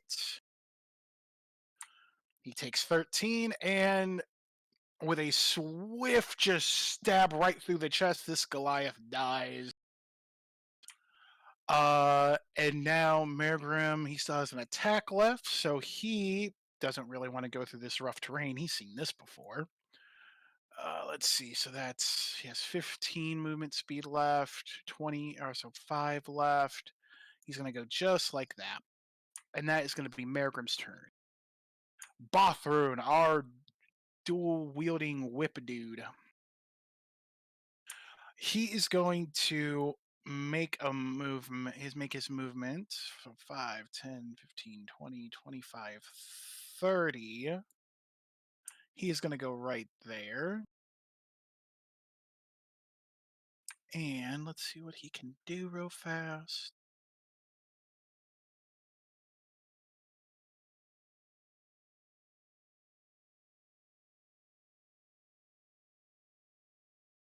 He's actually going to use his bonus action to expend a superiority die to rally these two right here to give them 10 HP. So let's see. So yeah, wait, hang on. So yeah, they get 10 temp HP. And that is going to be his turn. Elena, you're up. Cool. These two over here are bad, right? Yes. I'm sorry that I did not signify better which is bad or not. I will tell you which is bad and which is not. Yeah, that's why I keep asking. I apologize. Just to double check. Okay. I didn't think that far. I don't know. I didn't think I'd get this far. Well, I mean, Okay. it's kind of immersive because I mean they would kind of all look very very similar to Outsiders. I mean, yeah, it's just gameplay wise makes it. You hard saying to they see all you look the guys. same? Yeah, I am. They're fucking orcs and Goliaths and shit, man. Okay, so with You got that to there. in mind, I am going to cast Offensia at this man, and I will try casting it at 3rd level. See how that shit goes.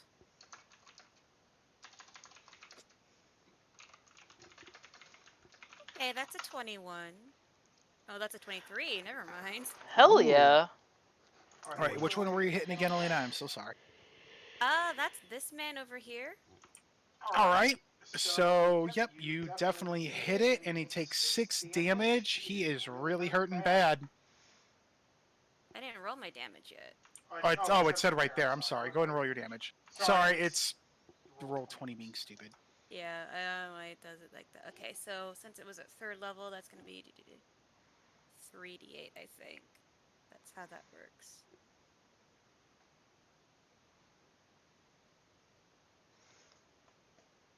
Yeah, that's how it works. Yeah, and then, so let's see, that's going to be that plus 2, so that's a 23 damage. Good Nice. lord, you. How do you want? my How would you like to kill this one, Elena? Jesus Christ! So she holds out her staff and casts, what is it? Offensia, and you see, 3 glowing crystal shards appear from the tips of her staff and just shoot right through this man's chest. Just as if he was nothing, as if it was like a hot knife through butter. And he falls. That one has died. And you see she's kind of surprised by this. All right. Now it is time for the minions' turn. I did not mean to skip over Belrune here because he's going to go after the minions. All right. So these guys are just locked in battle with each other. This one's helping this, and we're going to say these two were able to get this guy dead because it's 2-on-1. They have the advantage.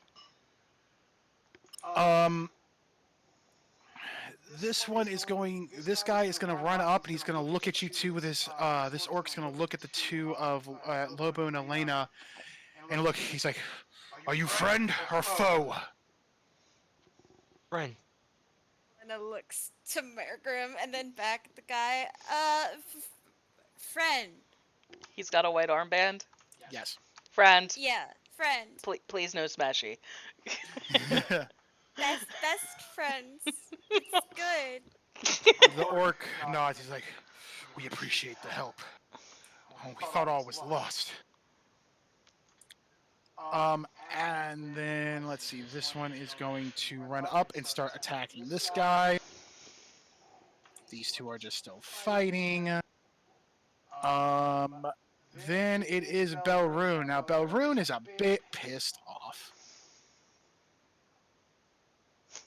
You hear a loud, just roar from this middle of this area, and as this happens, he stomps his foot down, and it's like the earth just stands still for a moment, and you begin to see him change shape. And he becomes a very large. Let me pull up that creature. One moment, Plox. Bing. Please be a woolly rhinoceros. Please be a woolly rhinoceros. Woolly rhinoceroses, they're cool. Well, you need to look away. I don't want you to Oh, balls.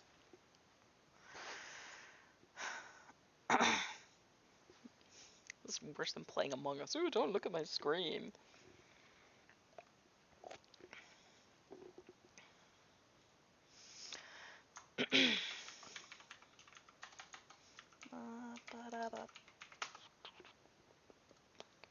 So he stomps down into the ground, and you hear this roar, and he takes a monstrous shape. And by the looks of it, it's. I don't know if it's something you've ever seen before. Have you guys ever seen an Allosaurus? What? Dinosaurs! Oh my god, is it motherfucking dinosaurs? Sadly, Dinosaur. not something native to Casriel, so I doubt Tal has seen one. Well, Belrune here is now the size and the shape of an Allosaurus. Okay. And Great. he's pissed. Oh, this is fine. Everything's fine. Room on fire. This is fine. That's a T-Rex. I don't want a T-Rex. Okay, wait. Real fast. I'm looking up a Google image, and I clicked the T-Rex. It changed my Google thing to fictional character. Wait, what? Fictional character. I'm gonna cry. I'm like, did they really say this is a fictional character? Dinosaurs are a fictional character. Okay, I clicked another one, and it said Aladdinosaurus, and it's an Allosaurus looking like Aladdin. You question the words of the mighty Jimmy? Okay, we're just gonna say it looks like. Can we use that? For the stream, this is what made Ken lose his mind. I see it. Aladdinsaurus.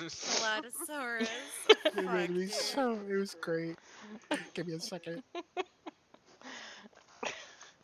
Please, let's go with that. I'm gonna sob. We're fighting a giant Aladdinsaurus. But does it have a tiny Abuosaurus? Which is literally just a Procompsognathus running around trying to steal all your shit.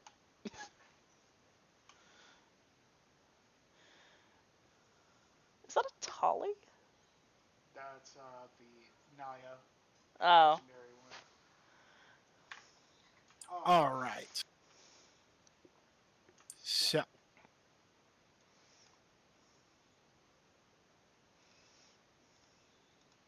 He is going to stomp on through, obviously pissed off.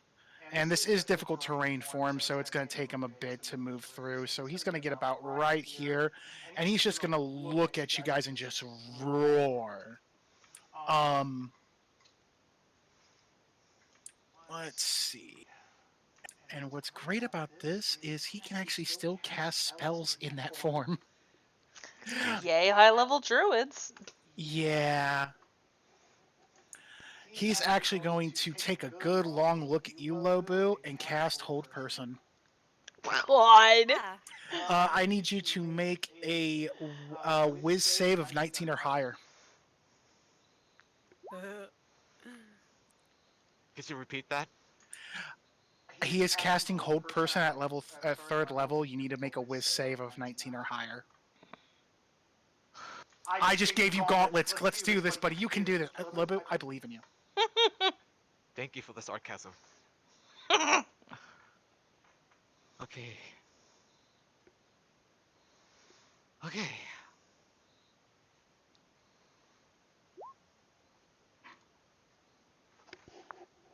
All right. I shit my pants. Jesus Christ.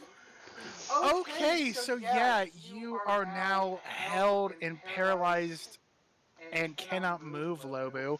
But luckily, it is your turn, so you get another chance to escape. Go ahead and make me another whiz saving throw. And you know what? I'm going to be nice. We're going to say 17 or greater.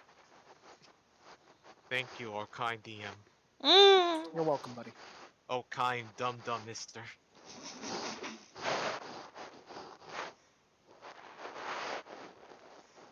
Where's my fucking fire shield? Well, you said a whiz saving throw? A whiz saving throw of 19, Okay, of 17 or okay. greater. Okay, my dumbass just rolled my wisdom. I rolled the wisdom check. So Okay, yes. we'll do this. You go ahead and redo the saving throw. We'll just. The first one rolls on me. Yeah. That's fine. All right. Yeah. Hey, you made it. All right. buddy. So, Lobu, you are able to get yourself together and break free from the hold person, but that does cost you your turn. Okay. No So matter. now it is Akrin. Oh, I don't get a bonus action. Well, now, hang on. I mean, if possible. No, because it's gonna. I mean, well, yeah, you'll. Let me think here. Yep. Go ahead. Go ahead. I'm sorry. Jenny Jones. I'm gonna say yes. You get a bonus action. Go ahead. Okay. Okay. First, thank you. And second, as my bonus action, Lobu is going to look at that thing, and he's going to shout out, "Two can play. Two can play out that game at the transform bathroom," as he shifts. And so you all, and then you all, oh, Lobu lets out like this bestial helm as you see him like shifts into like his more uh, uh wolf form, and as he gets ready to take on this giant Jurassic creature. And now that he shifted, he gains 11 temp health, and yeah, that's it. As you guys are doing this, you hear the Jurassic Park music in the background.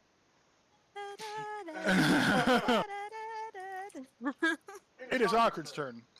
So Akrin sees this giant thing. He's like, "Holy fuck!" Because let's all be honest, that is Akrin's response to this. Yeah. He is going to do what he does best because I remember something he has. Mhm. He is going to use a bonus action to change the form of his pack weapon into the Sun Forger. And he is going to yeet that motherfucker at the dino. So I gotta pull up Sun Forger again. Technically, his weapon is always Sunforger. It's just in a different shape. Oh, okay. I didn't know that. Yeah, since his So he didn't use a bonus action. He's just using his action to throw it. yeah. 1 second.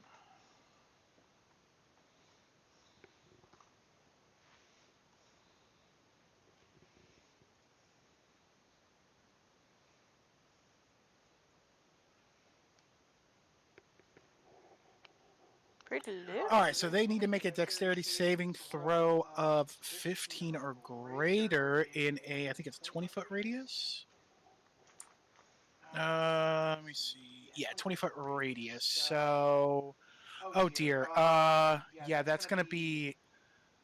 Hey, Lobo and Elena, I need you to make a dexterity saving throw of 15 or greater.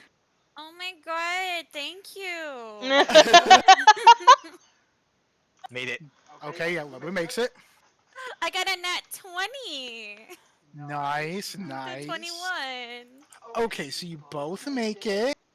That's good. I'm glad. Is there a butt? I think you're just taking half of whatever this damage is going to be. Give me 1 second. He's got to make one too. Ah, he just makes it. Alrighty. So that is going to be. Where did that thing go? All right, so Lobo and Elena and uh, Belrune are going to take 11 damage. Well, there goes my temp's house. Thank you. Good thing you have Thank that you. temp health. And Awkward's over here. Sorry, guys. It's okay. I'm fine. Uh, Damn it. yeah. Fucking. Wait, where did Belrune's? Oh my god, I'm gonna strangle roll 20. Wait your turn.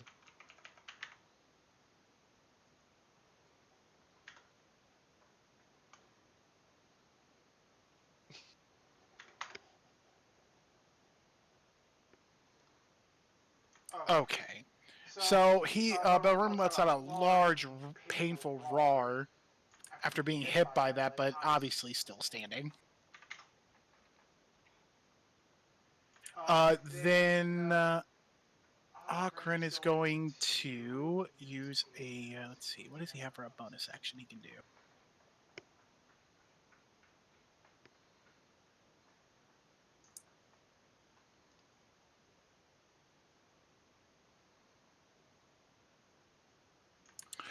He will use as a bonus action to cast his spiritual weapon.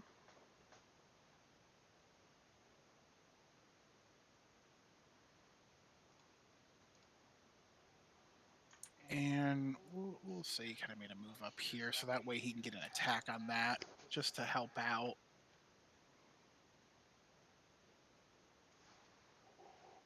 So let's see. So that's 7 plus my spell casting ability modifier. Where's that at? Oh, Look bye, under. Oh, Lobo. it's plus 5. So yeah, that's 12. Another 12 damage to him.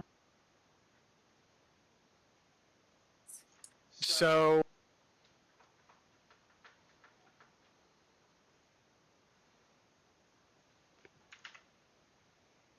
he lets out another roar as the spiritual weapon cuts into Belrune as the Allosaurus shape, and Belrune is just real pissed off. Merrigan kind of looks and he's like, Jesus fucking Christ. And we are back at the top of the order. Tao, what will you do?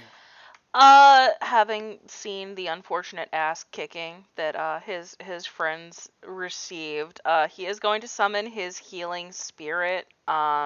Right, we'll call it here. Okay. Summon it at the 5th level. So, can I have a token? Just any random token. 1 second.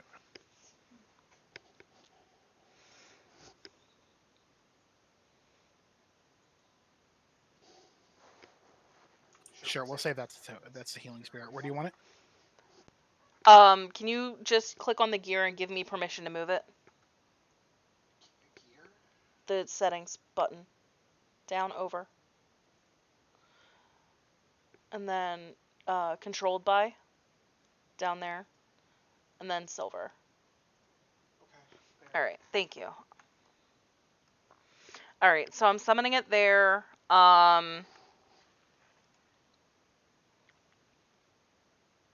It looks like a transparent version of Soot, just because I'm being that guy. Oh. And then I am going to use a bonus action to make it heal Elena for 1d6.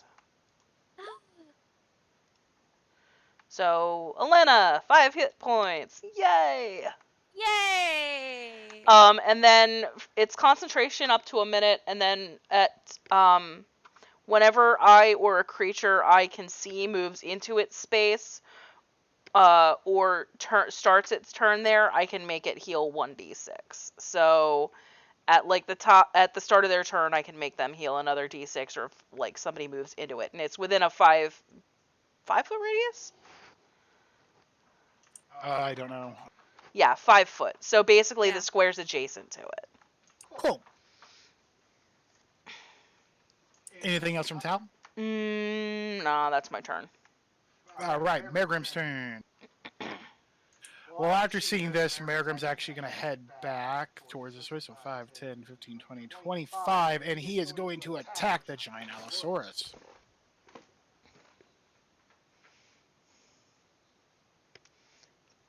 Fuck him up, big guy. All right, so that is a 19 that is going to hit. So that is 15. He has to do his right damage.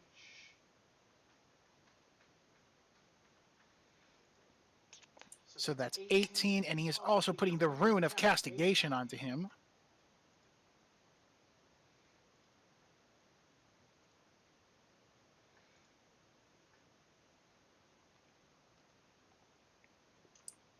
Or the brand of castigation, I mean, sorry. So now, whenever he's seared an arcane brand, so whenever the branded creature deals damage to you or a creature you can see within 5 feet of you, the creature suffers 3 psychic damage. And he can always know the direction it's facing and what it's doing, basically. He's then going to use his second attack. That is 24. That is going to hit. That is 14 plus an additional 1d6. And so that's another 17. So 17 plus 18, that is 35 damage. Fucking blood hunters, man. So Mergrim goes after him and just expertly just starts cutting through this giant Allosaurus' side. And Belrune lets out a large, like, Jurassic growl in pain, but he is still standing and he is pissed the fuck off. You know, I'm not surprised. Alrighty. Now it is Bothrune's turn. So Bothroom, being able to see this, he is actually going to go into the rough terrain. So that's 5, 10, 15. So we're going to say he gets about, we'll say he gets about right here. And he is going to make his double attacks with his super awesome fucking chain whips. His ass. So the first one unfortunately misses. Second attack, that does hit. It's like a. So that is going to be 21 damage total. It hits. It does not explode.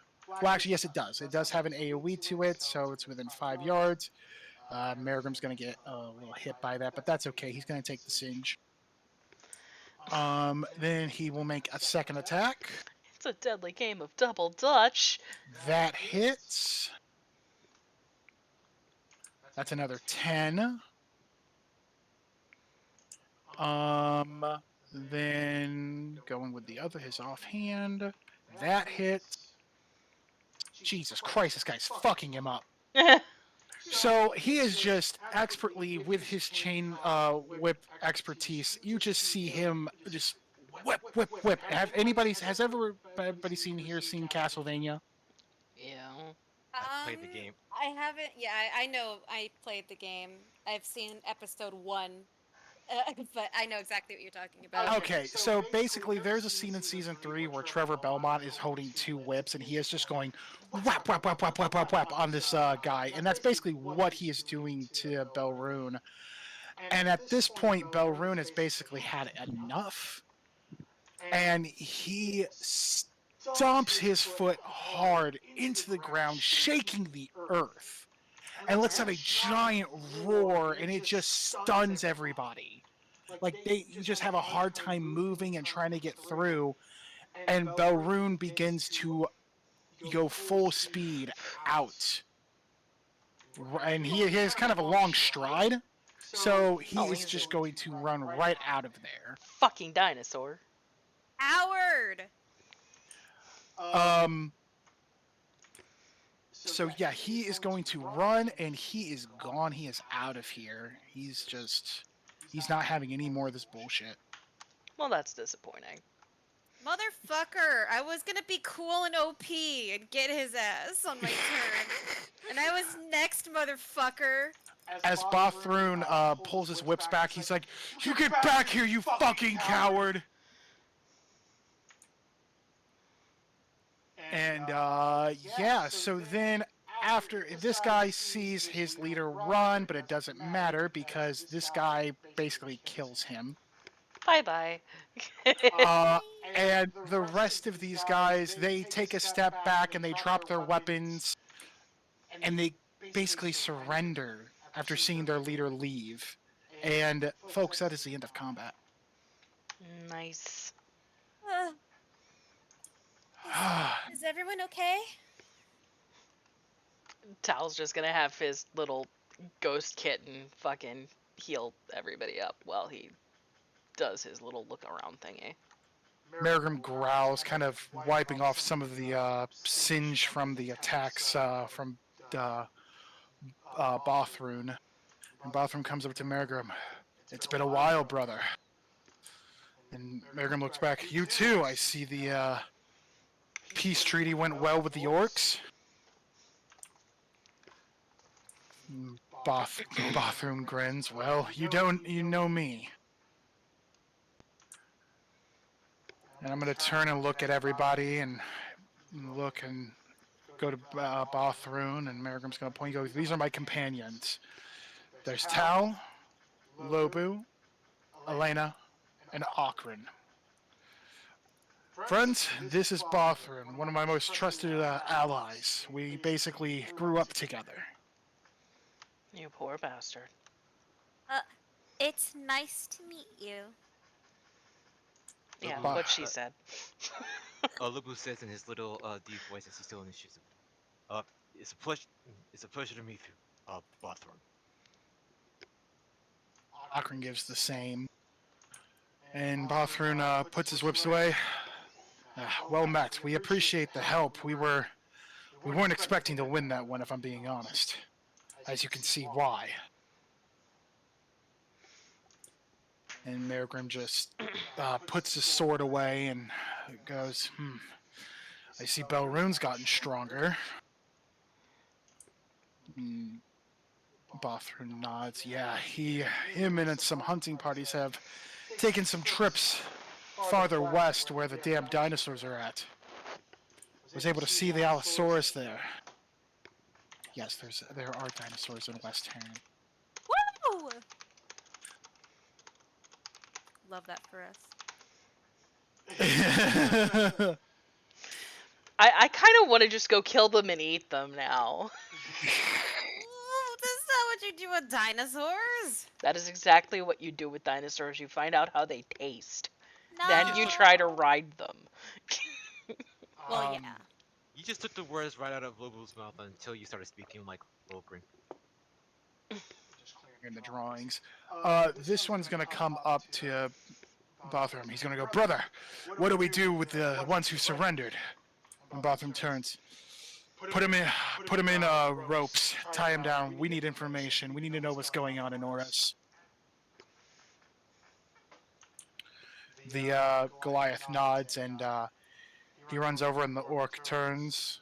this orc over here goes over and he's like, so what do we do now? What do we do now, brother? And Bothron runs. He's like, well, I think first I need to get back to the wife. Merrigram's gonna look. Wife? Bothron laughs. He's That like, looks like the eyes emoji. and Bothram goes, yes, yes, we haven't much to explain, but come, please. You're all welcome, and we could use some help with getting the prisoners back to the camp. Elena nods. Sure, I'd be happy to help. So yeah, so Bothram will lead you guys over to here to where these enemy Goliaths, they are on their knees. And yeah, if you guys want to, you guys can go over and help these orcs here. Tie them down. These two are officially dead. They killed each other. Tal is going to heal up any of the allied orcs or Goliaths that seem to need it. Definitely, they will be extremely grateful.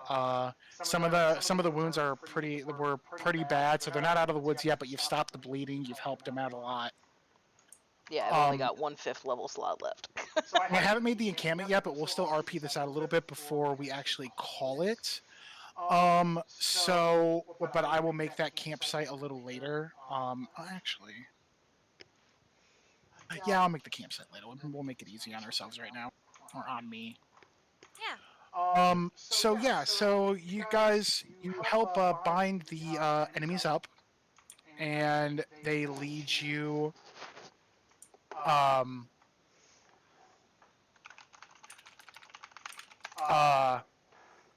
They lead you to this camp that the flooring and everything is similar. Like it looks like the ruins, but you can tell it's more of like a wooden, like orcish encampment hovel. It's like they've kind of built it up there because the original structure that was there is gone. So he leads you in, and when you do, let me actually do this real fast. One second. It's just gonna be easier if I make a map real fast. Luckily, I'm quick like that.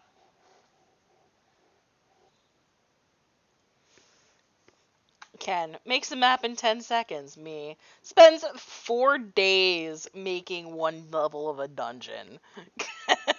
Yeah. Yeah, it takes me a hot second to make a map too. And I still procrastinate till the day before to make them. Go ahead and take a quick 5, guys. I'm gonna make this, and we'll come back and we'll finish the scene out. Awesome. Alright. You got it, bud. I'm actually going to turn the webcam off because I want to stick some lasagna in my face hole and be all like, yo, I'm Garfield IRL.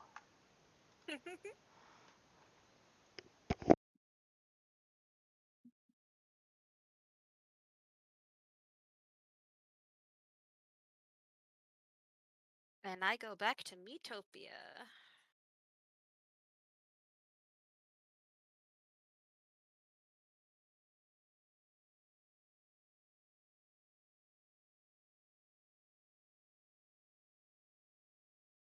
Oops. No, never mind. No oops.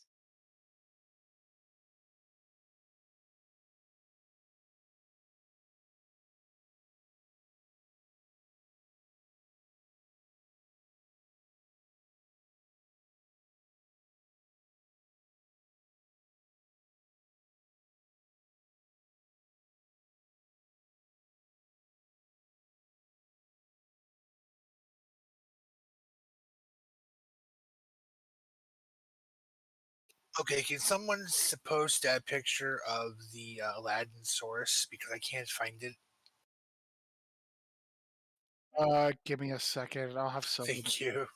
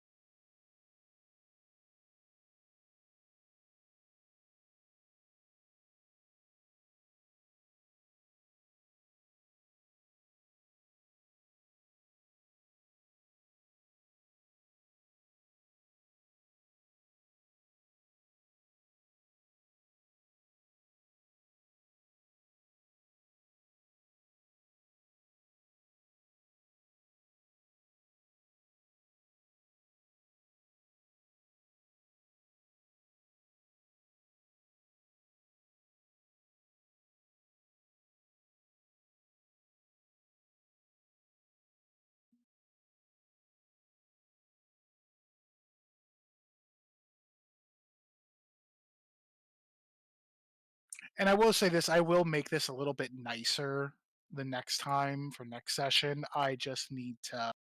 I just completely forgot to make this map. That's okay. It's okay. You don't have to be Chris Perkins. Don't I though? Don't I? No.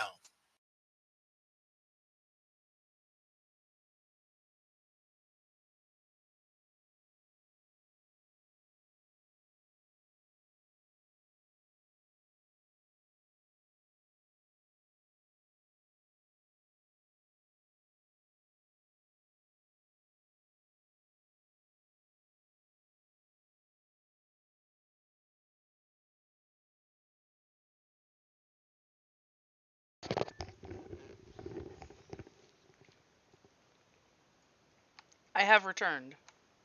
Hello. I was actually So secretly the hoping. saga. I haven't stuffed it in my face hole yet, but Ken was actually secretly hoping for us all to just party wipe, and that's why he didn't make an after the fight map. No, not at all. Actually, Okay, good. Okay, okay, good. You didn't hear what I just said. would you say a little bit? No, nothing. What was that? No, nothing. Huh? What's You that? have something to say? Lobu's gotten really sick all of a sudden. What was that? Oh no. I didn't say anything. What would you like to? Like to share with the class? Roll deception. Yeah, roll deception. I'm gonna I'm gonna roll insight on that.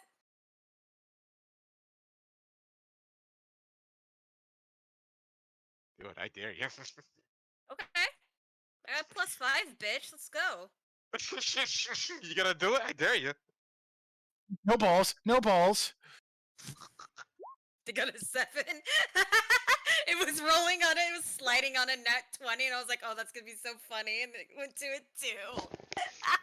I just nat 20, Anything. bitch. Yeah.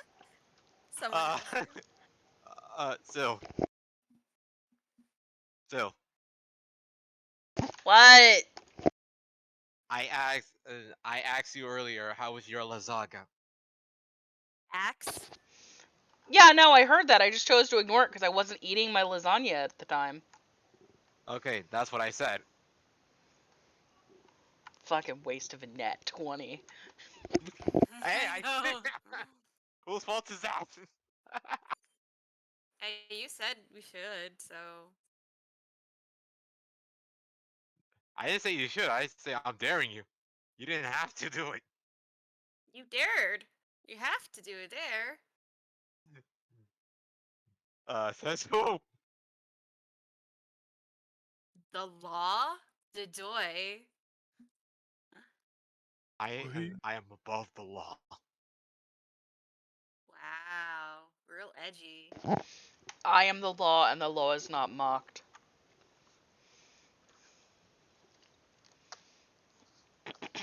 Don't be careful not to cut yourself on that edge, bud.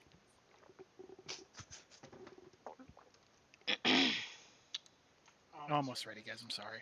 I was just Okay. quoting Les Mis. Yeah, I noticed. Oh my fucking god. What the hell are you wearing?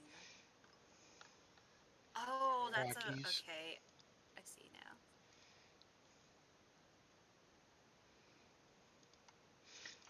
Okay, so shitty made map has been made. I'm gonna move the thing over. Excuse the shitty map.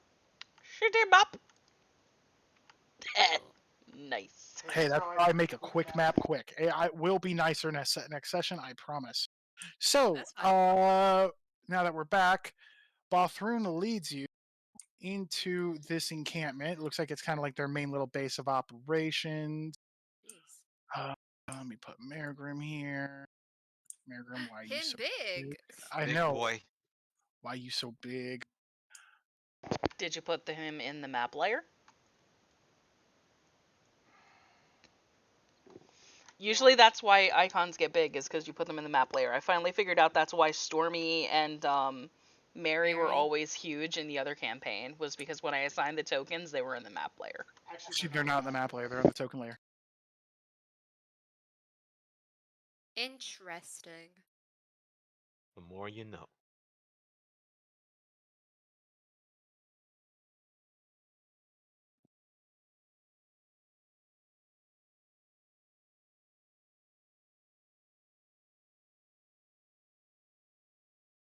And of course, it's taking its sweet time. So the others have basically taken those prisoners to some makeshift cells they made. Um, so there's that. And as you guys walk in, you'll see a few. Hang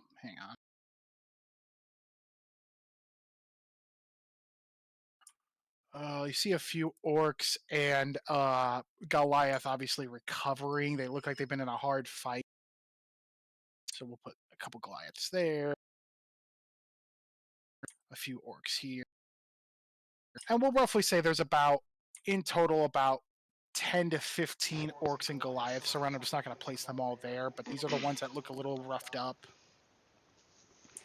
And here you see a female orc behind the table, and she looks up and she just sighs. Thank the gods you're alive. The wife, I assume. Bothra nods. Yes, this is my wife, Sylvine. Elena waves with a nice warm smile, like, it's nice to meet you. Milgrim's gonna take a moment and look back at Bothra, and he's gonna give a grin. All right, I see how the diplomacy worked. Oh? And Sylvine sighs. And you're back. Wonderful. I take it you have a history with the lady here? Milgrim shrugs. Well, before I left, they were in the middle of a pretty aggressive negotiations between the orcs and our pack of Goliaths here to stand against the Oros Goliaths.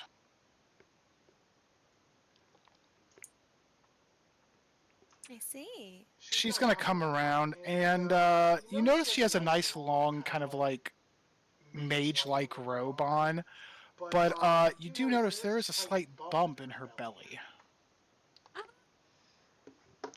Tal just grins. That's Elena doing that, not just me, by the way. She And gets like that big, like cheeky grin, and she puts her hands on her cheeks, like, "Oh my gosh!" Merrim's gonna go, yep, the diplomacy worked out really well. All right. Tal just kind of chuckles. Well, congratulations. Sylvine goes, thanks. That's, wow. I haven't really heard that in a while. We've been so focused on this, but yes, who are your friends here, dear? And Bothram goes, well, Mergrim brought some companions. Let's see if I can remember the names. The furry one over there, I think his name is Lobu. The young lady there is Elena. The one looking broody is Tal. And the one behind Elena there is Akron, correct? And Akron just nods. Hmm? Yeah, you got it. And she says, good. So, what brings you out this way, Mergrim? And Mergrim goes, well, we're going to have a long talk about that, but some issues have been happening on the other side of Teren that it's going to require us to move our plans up. And Sylvine just kind of kirks her, like moves her head over and goes, what do you mean move the plans up? And Mergrim grins, well, we need to take Oros sooner rather than later. And Bothram sides, right. Would anyone else like to chime in? I'm sorry, I was laughing at what Cece said.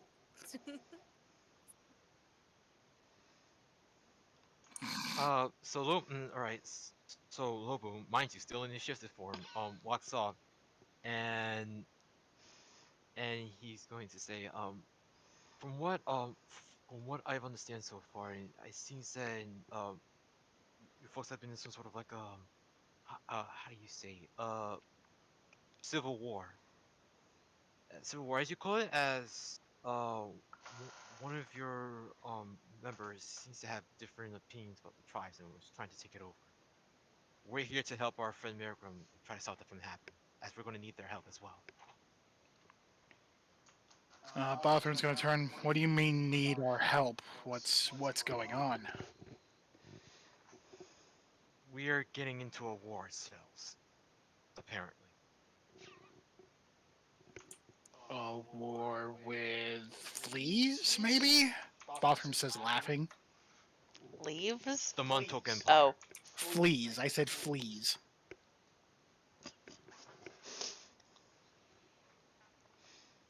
Yes, I'm sorry. It was a joke about dogs having fleas. It's okay, Yes. kid. No, oh, okay, so Lobu is not gonna catch what he just said, and he's just gonna flat out says, we're going to war with this empire. Mergrim's going to go, the Monotoke Empire. And Bothram's like, oh god, those fucks? And Sylvine's like, who are we talking about? And Mergrim's like, oh, right, you probably wouldn't have heard of them. Yeah, the Monotoke Empire's making a hard push for Teren.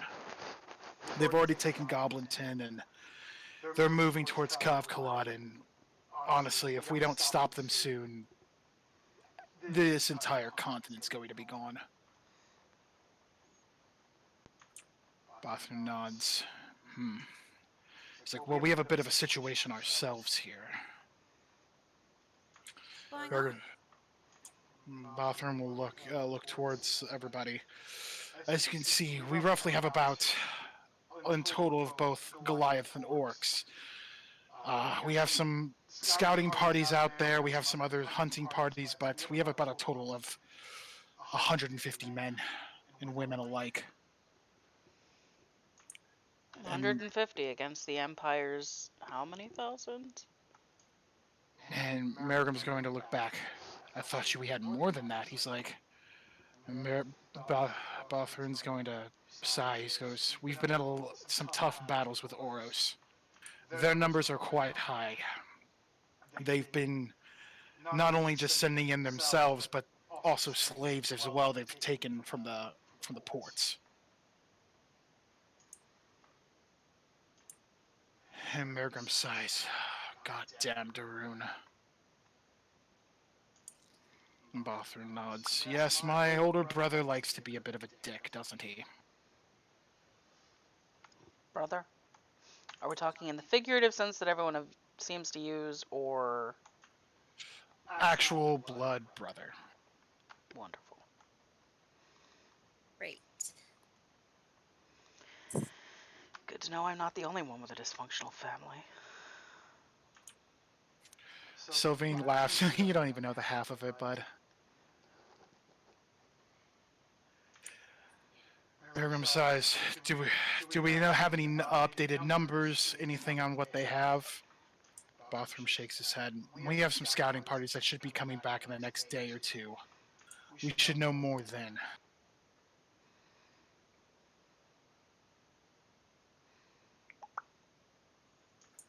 Just waiting to see if anybody else wants to chime in. Um. Oh. Go ahead. I was Lobu's just gonna. saying no. All right. So Lobu's gonna say. The scouting parties. Are have you heard any word from them, or if they're doing all right? Bothroon shakes his head. Not yet.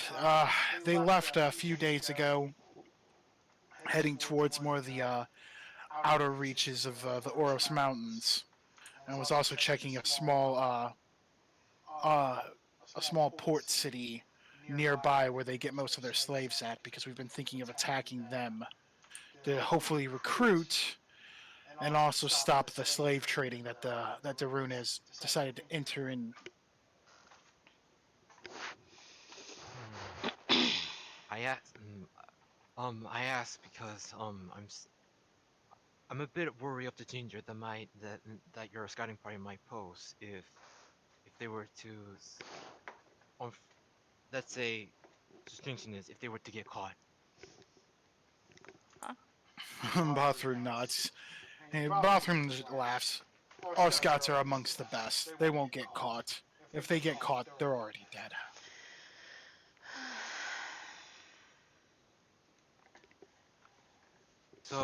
So it will not be in your best interest to find out what happened to them. All we can do is wait there, pup. That's all we can do. Up. One, well, if it's if it's if it's important information that we need to know soon, um, provided provided I know where the scouting party is, I could try to find them out for you, if if you want. Probably not a good idea for us to go off on our own in unfamiliar, hostile territory, kid. Just a thought. Merrim turns to Lobu. You did just see the giant, shape shifting Goliath that was a giant dinosaur run out, right? Right, and right, I'm just trying to be helpful around here, and that's just like sit around or stand around and just do nothing. I'm sorry. No. Not to be grim, but it won't be much help if you die. We wouldn't have to feed him? But we wouldn't get any more tacos. Tal just shrugs and makes a good berry. Sylvain Pops it in his mouth. Sylvain just blinks, then looks back to Bathroom. I like our reinforcements. They're great. They're wonderful. And with that, we are going to end the Group 1 session tonight. Yes. So, All right. a fun little thing. Everyone gets a level.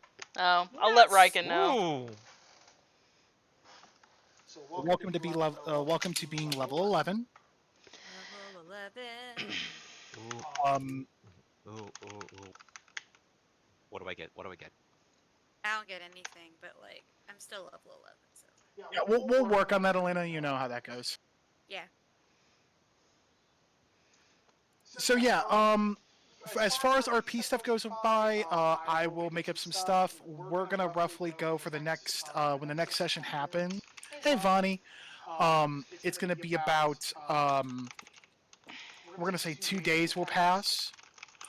So there could be opportunities for taking a quick mission to find scouting parties or something along those lines. Um, Also possibly tracking down Belrune. We don't know how far he got, so we just know he shapeshifted and got the fuck out. Bastard. Um, Coward. but Ooh, I yes, got Cloak of Shadows. nice. So yeah, but yeah, guys, that's gonna be it for the night. As far as I mean, we really didn't check any loot stuff, but we can do that a little bit later if you guys want to look at all the dead bodies. Just remember, some of those are friendly dead bodies. And yeah, we'll go from there. Um, Sorry if this wasn't fun. I was trying to have a little fun with the character I made I had for this. lots of fun. No, you said it was funny. It was I don't know, but it was way beyond fun. I just can't describe the word for it.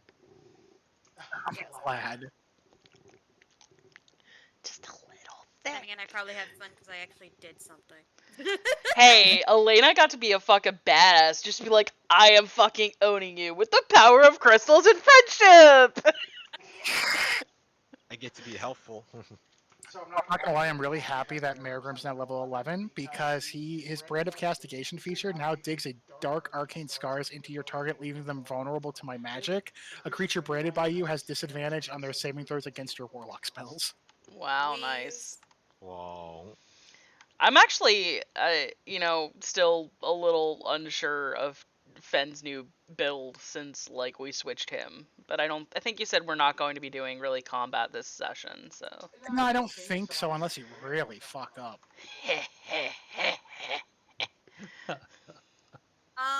Also, You act Ken, like Vonnie's not in this group. Oh. What's up, Elena? um, when I went to level 10, I took a feat to get like a couple of druid spells. I wanted to ask if that was okay. Perfectly fine. Okay, cool. Because now I actually have speak with animals. So Nice. my Disney princessing is complete. Do I take prestidigitation as Marigrim? Yes. It's useful. It really is. Yeah, it's a good spell. All right, so yep, that is going to be it for this one, guys. We're going to take about I'm going to take about give me like 10-ish minutes. It gives people more time to get on. I know Fen is here, Vonnie's here, Riggs is here. I need to get Joe on because Joe is a part of the Fen group. I also got to reset the board. Wait, who's Joe? He's from the FC. Oh, cool. Who's Joe? Shaking my head.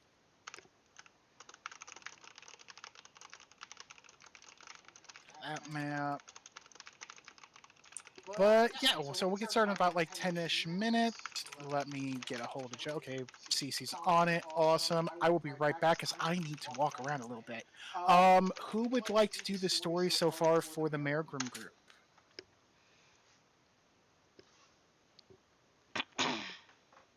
You know what? It's been a while. I'll do it. All right, Tommy, it's all you. Woot. Elena, do you wanna? Go ahead.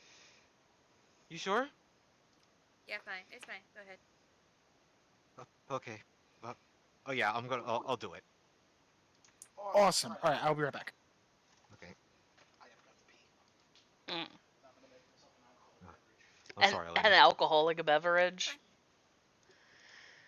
What can I say? That's on me for except being soft-spoken. You're welcome. Oh no. Oh no. I'm usually the most soft-spoken one.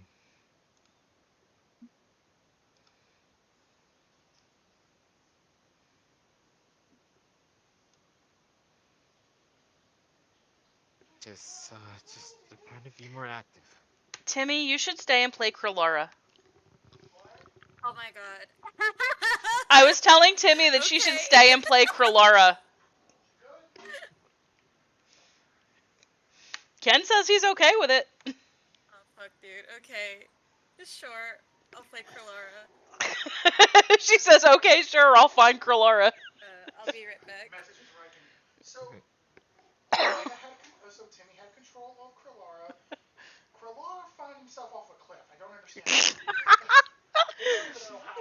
No, Krilara fucking ends the session with like fucking 14 animal companions and a magical teapot. That's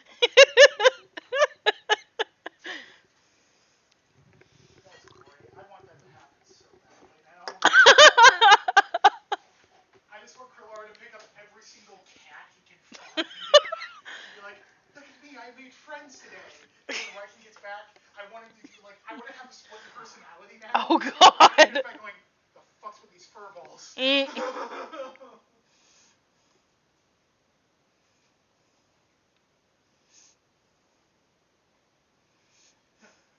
Riken, how are you against Krilara having multiple personality disorder? Answer yes or yes.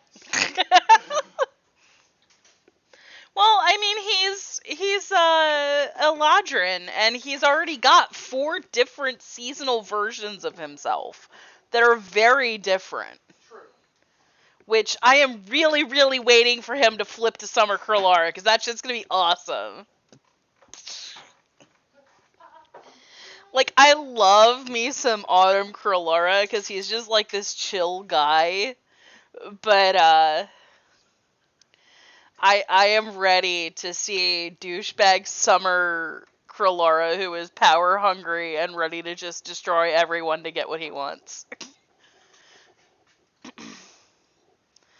How's stiff did you pour that?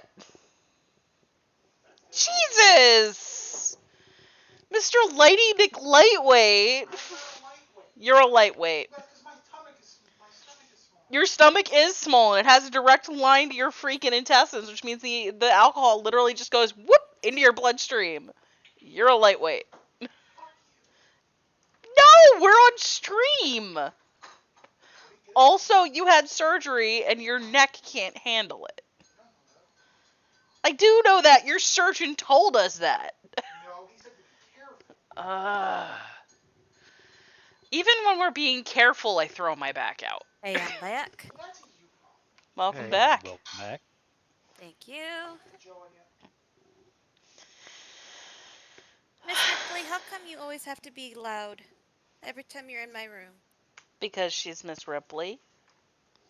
And she can. Yeah.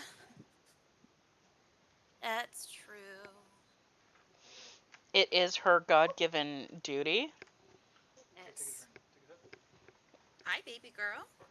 There's not a whole lot of room for you on this desk, little angel. Yeah. You're too big. You're too chunky. There's no such thing as too chunky when you are a Miss Ripley. Oh, Chumbo. Chumbo Wumbo. Yeah. Oh, the big purrs. Only the Yeah. biggest for Mother. Big purrs. Let's see how badly I can do with a plus 12 to deception, a plus 12 to persuasion, and a fucking plus 11 to investigation tonight. Jesus Holy Christ, dude. What smokes. the hell? The fuck are you smoking over there? Hey, Eight, Fen, you Pass me good? some of that shit. Pass me some of 18, that. No shit. 18 charisma and expertise in all three of those. I'm a rogue, I'm a skill monkey. Jesus Christ. I really kind of want to push his charisma more, but I also want to take like feats that give me other stuff. So Yeah. Damn. Hey, Miss Ripley, you have to move your little baby body. No, I don't. You gotta scoot your booch, baby mooch. scooch your booch, baby mooch. Yeah. Scoot your booch, mooch.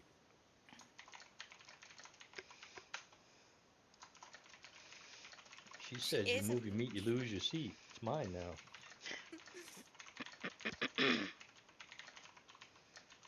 Cast number one rule: if it fits, I sit.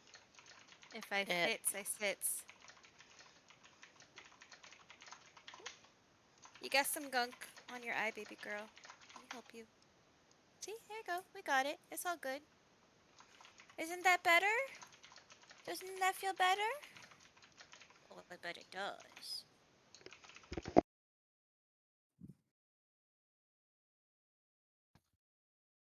Yes.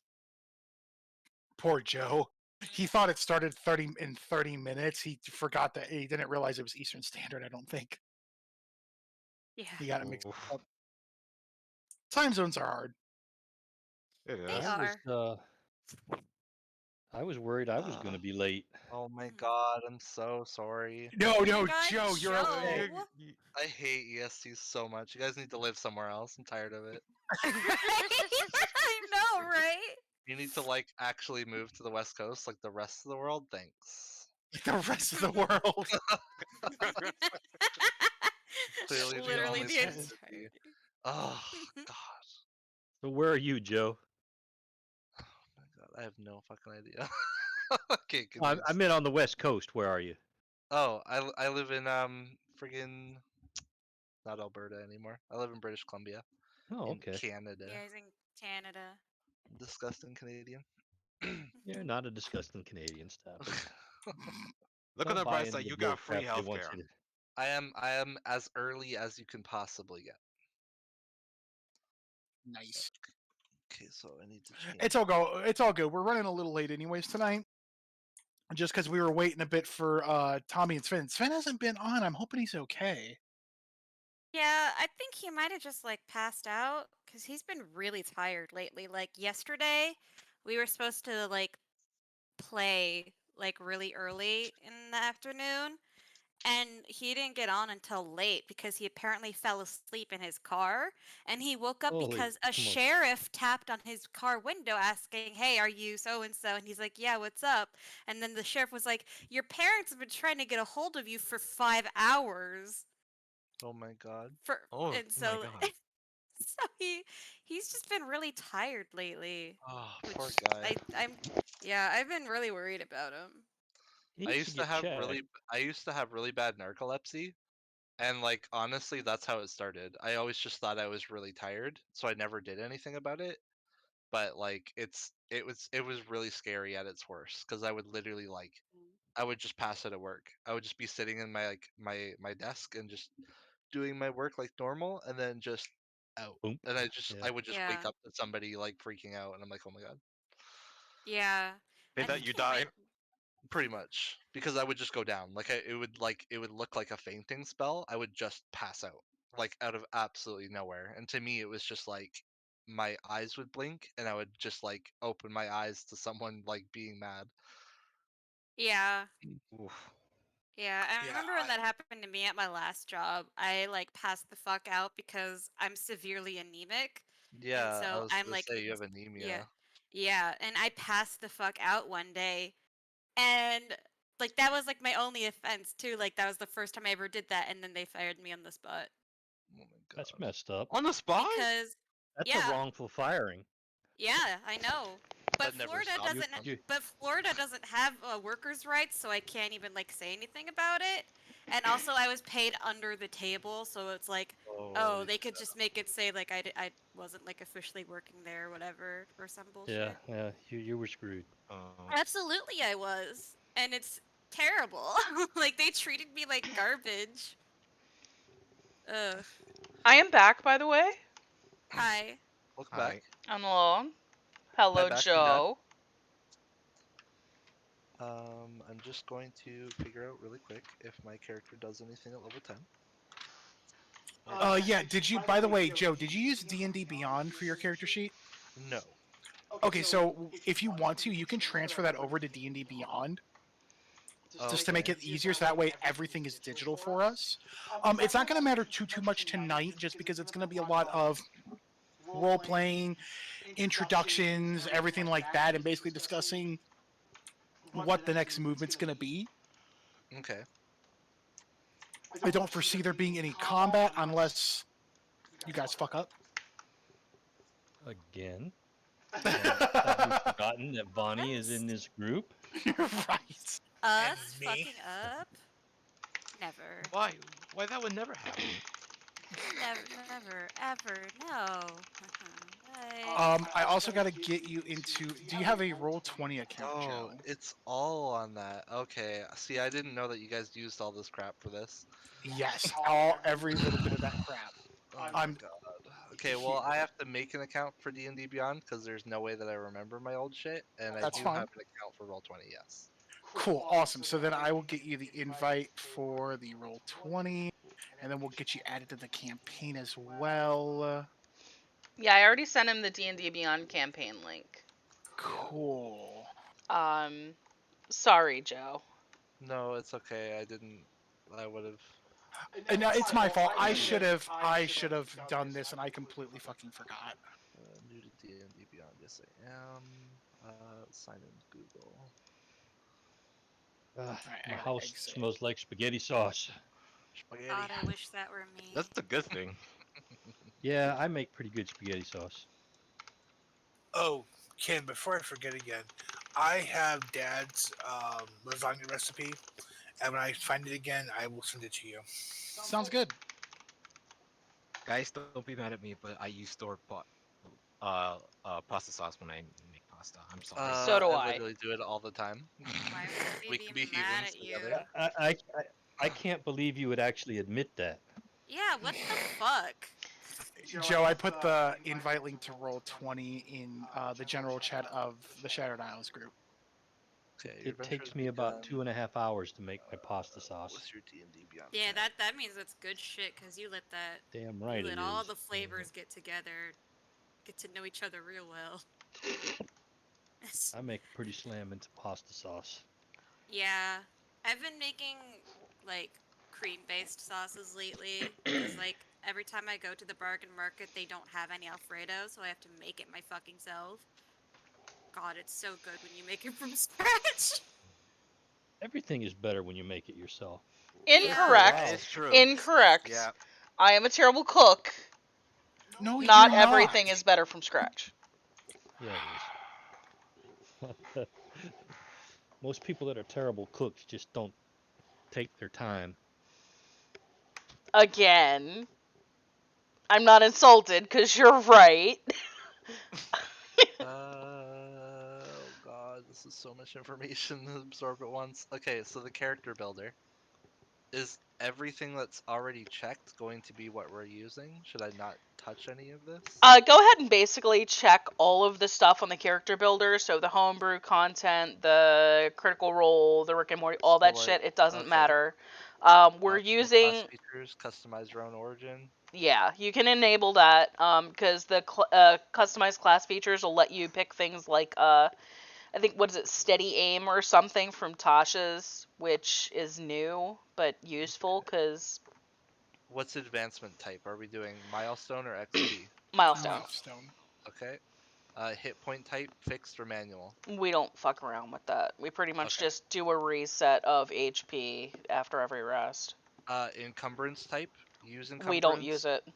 Okay, so no encumbrance. Ignore coin weight. Yeah. Modifiers top, scores top for ability score modifier display. That's I fine. think That's that has to do just with preference. yeah, that's just a Okay. preference thing.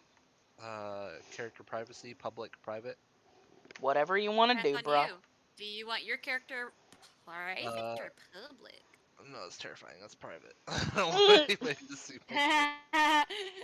I don't. Okay, looking for a race. Where is Tabaxi? Bam. um, If it's not there, I might have to add you to, or Lil. Actually, Lil, could you add Joe's thing to your campaign so he has access to the source books? Yeah, um. give me a few minutes though. I'm not in my room. Well, I gave him the link to our D&D Beyond campaign for Shattered Isles just so I can have him on the overlay, but your mileage may vary. yeah, if you don't have the source books and stuff on your D&D Beyond account, then you're Mine's not gonna brand be new. able to I have won't have anything, but exactly. I have By real the books. way, That's to why anybody I was. watching the stream, if you Yeah, would Wasn't swear like we're exactly. gonna be using D&D Beyond. to buy me and I used to Ken have all wedding those real books. gifts, What But D&D happened? my Beyond son, source my son books, has most of them. magic cards, Oh, um, trip down What a happened? dwarf. I'll trip on a dwarf too. No. What happened? What happened? Oh my god. Uh, Celestial. Oh my goodness, Miss Ripley, you're so sweet. I want So snuggly today. sorcerer. She's talking to the voices again. I'm talking to my cat. Thank you very much, Cece. You're welcome. okay, so number one, someone please remind me that I need to go to Ken's mom's house and get my flowers. Number two, if anybody wants to do wedding presents, just assume that I'm registered on D&D Beyond for any source book. Nice. Okay. Also, All, magic cards. also magic cards, also a meat thermometer. And just money works too. Honestly, let's be completely honest. But Cold hard cash works. or a meat thermometer. I'm sorry, I'm a All right, so little I'm intoxicated going to right now. find the most obscure gift card place in the fucking world and give it to you guys. No, no, no, no. He said cash. He did not say gift card. Oh, I heard what he said. I'm just not listening. Well, fuck I see. you. You're not invited anymore. You have to sit in your car, and only Nat gets to come to the wedding. You have no idea how wonderful that sounds. You don't get to leave it idling, and there's no air conditioning. You just have to sit in your car and fucking bake. You're getting drunk how fast? It's not gonna matter. He has a point. Bitch, I'm gonna be drunk before the ceremony starts, so fuck you. Wait, I have a question. Will there be free food at the wedding? There's gonna be a lot of food at the wedding. We've got like fucking what, 60 pounds of pulled pork. Thank Oh, God. I heard Pernille. Where's my invitation? Fuck If you yeah, wanna I come wish to- I could go, man. the whole fucking D&D server and the guild server were invited, but like Lil was the only one that was maybe gonna come, and now he can't, and I'm sad. Aside from Demi, I but Demi's my maid of honor, so she doesn't count. I would love to go. We always have a blast when we all get together. You have a Yeah. very small sampling size, sir, but I agree, we do have a blast when we get together. We had a good time when we got together last time. We definitely had a good time. I'm not disputing that fact. I'm just saying we've only gotten together once before. That's all right. That's 100% though. That's It 100%. is. We're doing good. I just look forward to the day that we actually manage to get everyone in place and we can do like a live one shot. That's why I'm just, like, we really need to do what we were talking about that other day though. Like The No, cabin bring in them over Oregon. here and- yeah, like Cuddle fun. orgy? Yeah. Netflix and What kind of cuddle orgy? Cuddles. Yes. We're gonna bring a bunch of fuzzy blankets and we're all just gonna get in a pile and snuggle in fuzzy blankets and watch stuff on Netflix. Yeah, I it's might gonna be skip great. out on that. You guys can snuggle without me. We'll Surprise. go to a bar, Lil, and just All right. the adults will go to the bar. Well, that sounds good to me, Cece. You and I will go get a couple cocktails while they Yeah. Guys, While I don't they- know if I'm while gonna they- be able to do this anytime soon. There's a That's lot fine. of shit to go through. So Don't worry about honestly, yeah, do not worry about it right now. That can be a later thing, Joe. So all it's basically just gonna be a lot of RP tonight. So what I'm gonna do is once you join the D&D Beyond game, or not D&D Beyond, Roll20 game, Okay. I'm gonna make a profile for you, and then that way you can upload your own little character image and all that good stuff. Oh, But the invite link is in the general chat of Discord of this server. I'm still getting things put together here. It's all good. Take your time. So just to give Yolani and Joe, excuse me, one second.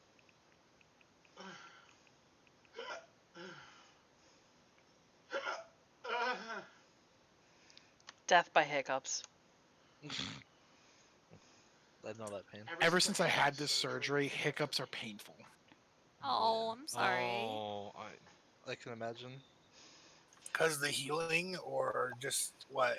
No, from like when I had my bariatric surgery. I know that. Yeah, I don't know. I don't know why they hurt so much. They just do. I'm sorry. But no. So to let Ilani and Joe know what happened in the first group. So the Merigrum group, they went on their merry way into West Teren. They're having a good time. It was beautiful nature. Heard some wolves dig into a boar. It was great. Then Tal did some searching, did a little bit of scouting, and heard a battle afoot. So everybody ran down, and there was a big fight between the Goliaths of Oros versus the little separate little Goliath enclave that's against what's going on in Camp Oros, and some orcs they made friends with. And there was a pretty good battle, and they were going against a guy named Belrune. He was the enemy, and he was able to wild shape into an Allosaurus. Really? Yep, a big old dinosaur. But he was a pussy, and he fucking ran when he saw shit was gonna get real. He just No. didn't want to. He just didn't want me to crystallize him in the fucking face like I did with one of his fucking minions. And Ken didn't give me the opportunity to surround him in a ring of fire or anything, and I was sad. Well, you were playing Tau? Yeah. Apparently, I'm playing Kralara tonight, so. Excellent. Krillara's about to have a shit ton of cat companions. Riket's gonna come back and be like, "Oh, by the way, Kralara has 5 cats, 2 weasels, a dog, a bird, and we got a giraffe somehow. Don't ask how we got that, but yeah, have fun." But your magical tiara lets you talk to them all. He's like, "My what?" And it's like, "Yeah, okay, bye, have fun."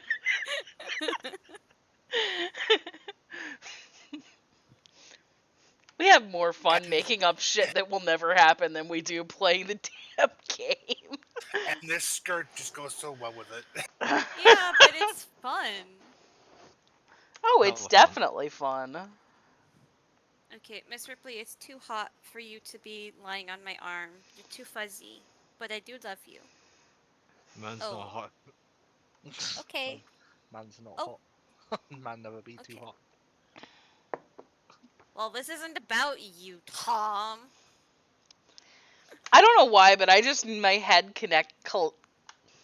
completed that as this isn't about you, Todd. This isn't about you, Todd. No, that's in Quest for Etheria. This isn't about you, Todd. Okay, am I even gonna be able to oh, find this? oh well, excuse me, princess. Well, thank you for recognizing my authority. Someone has to. Crap. And also, you're excused. Crap, what? Well, I can't get into roll 20. Did you forget your password or? Pretty sure that I used a different email address.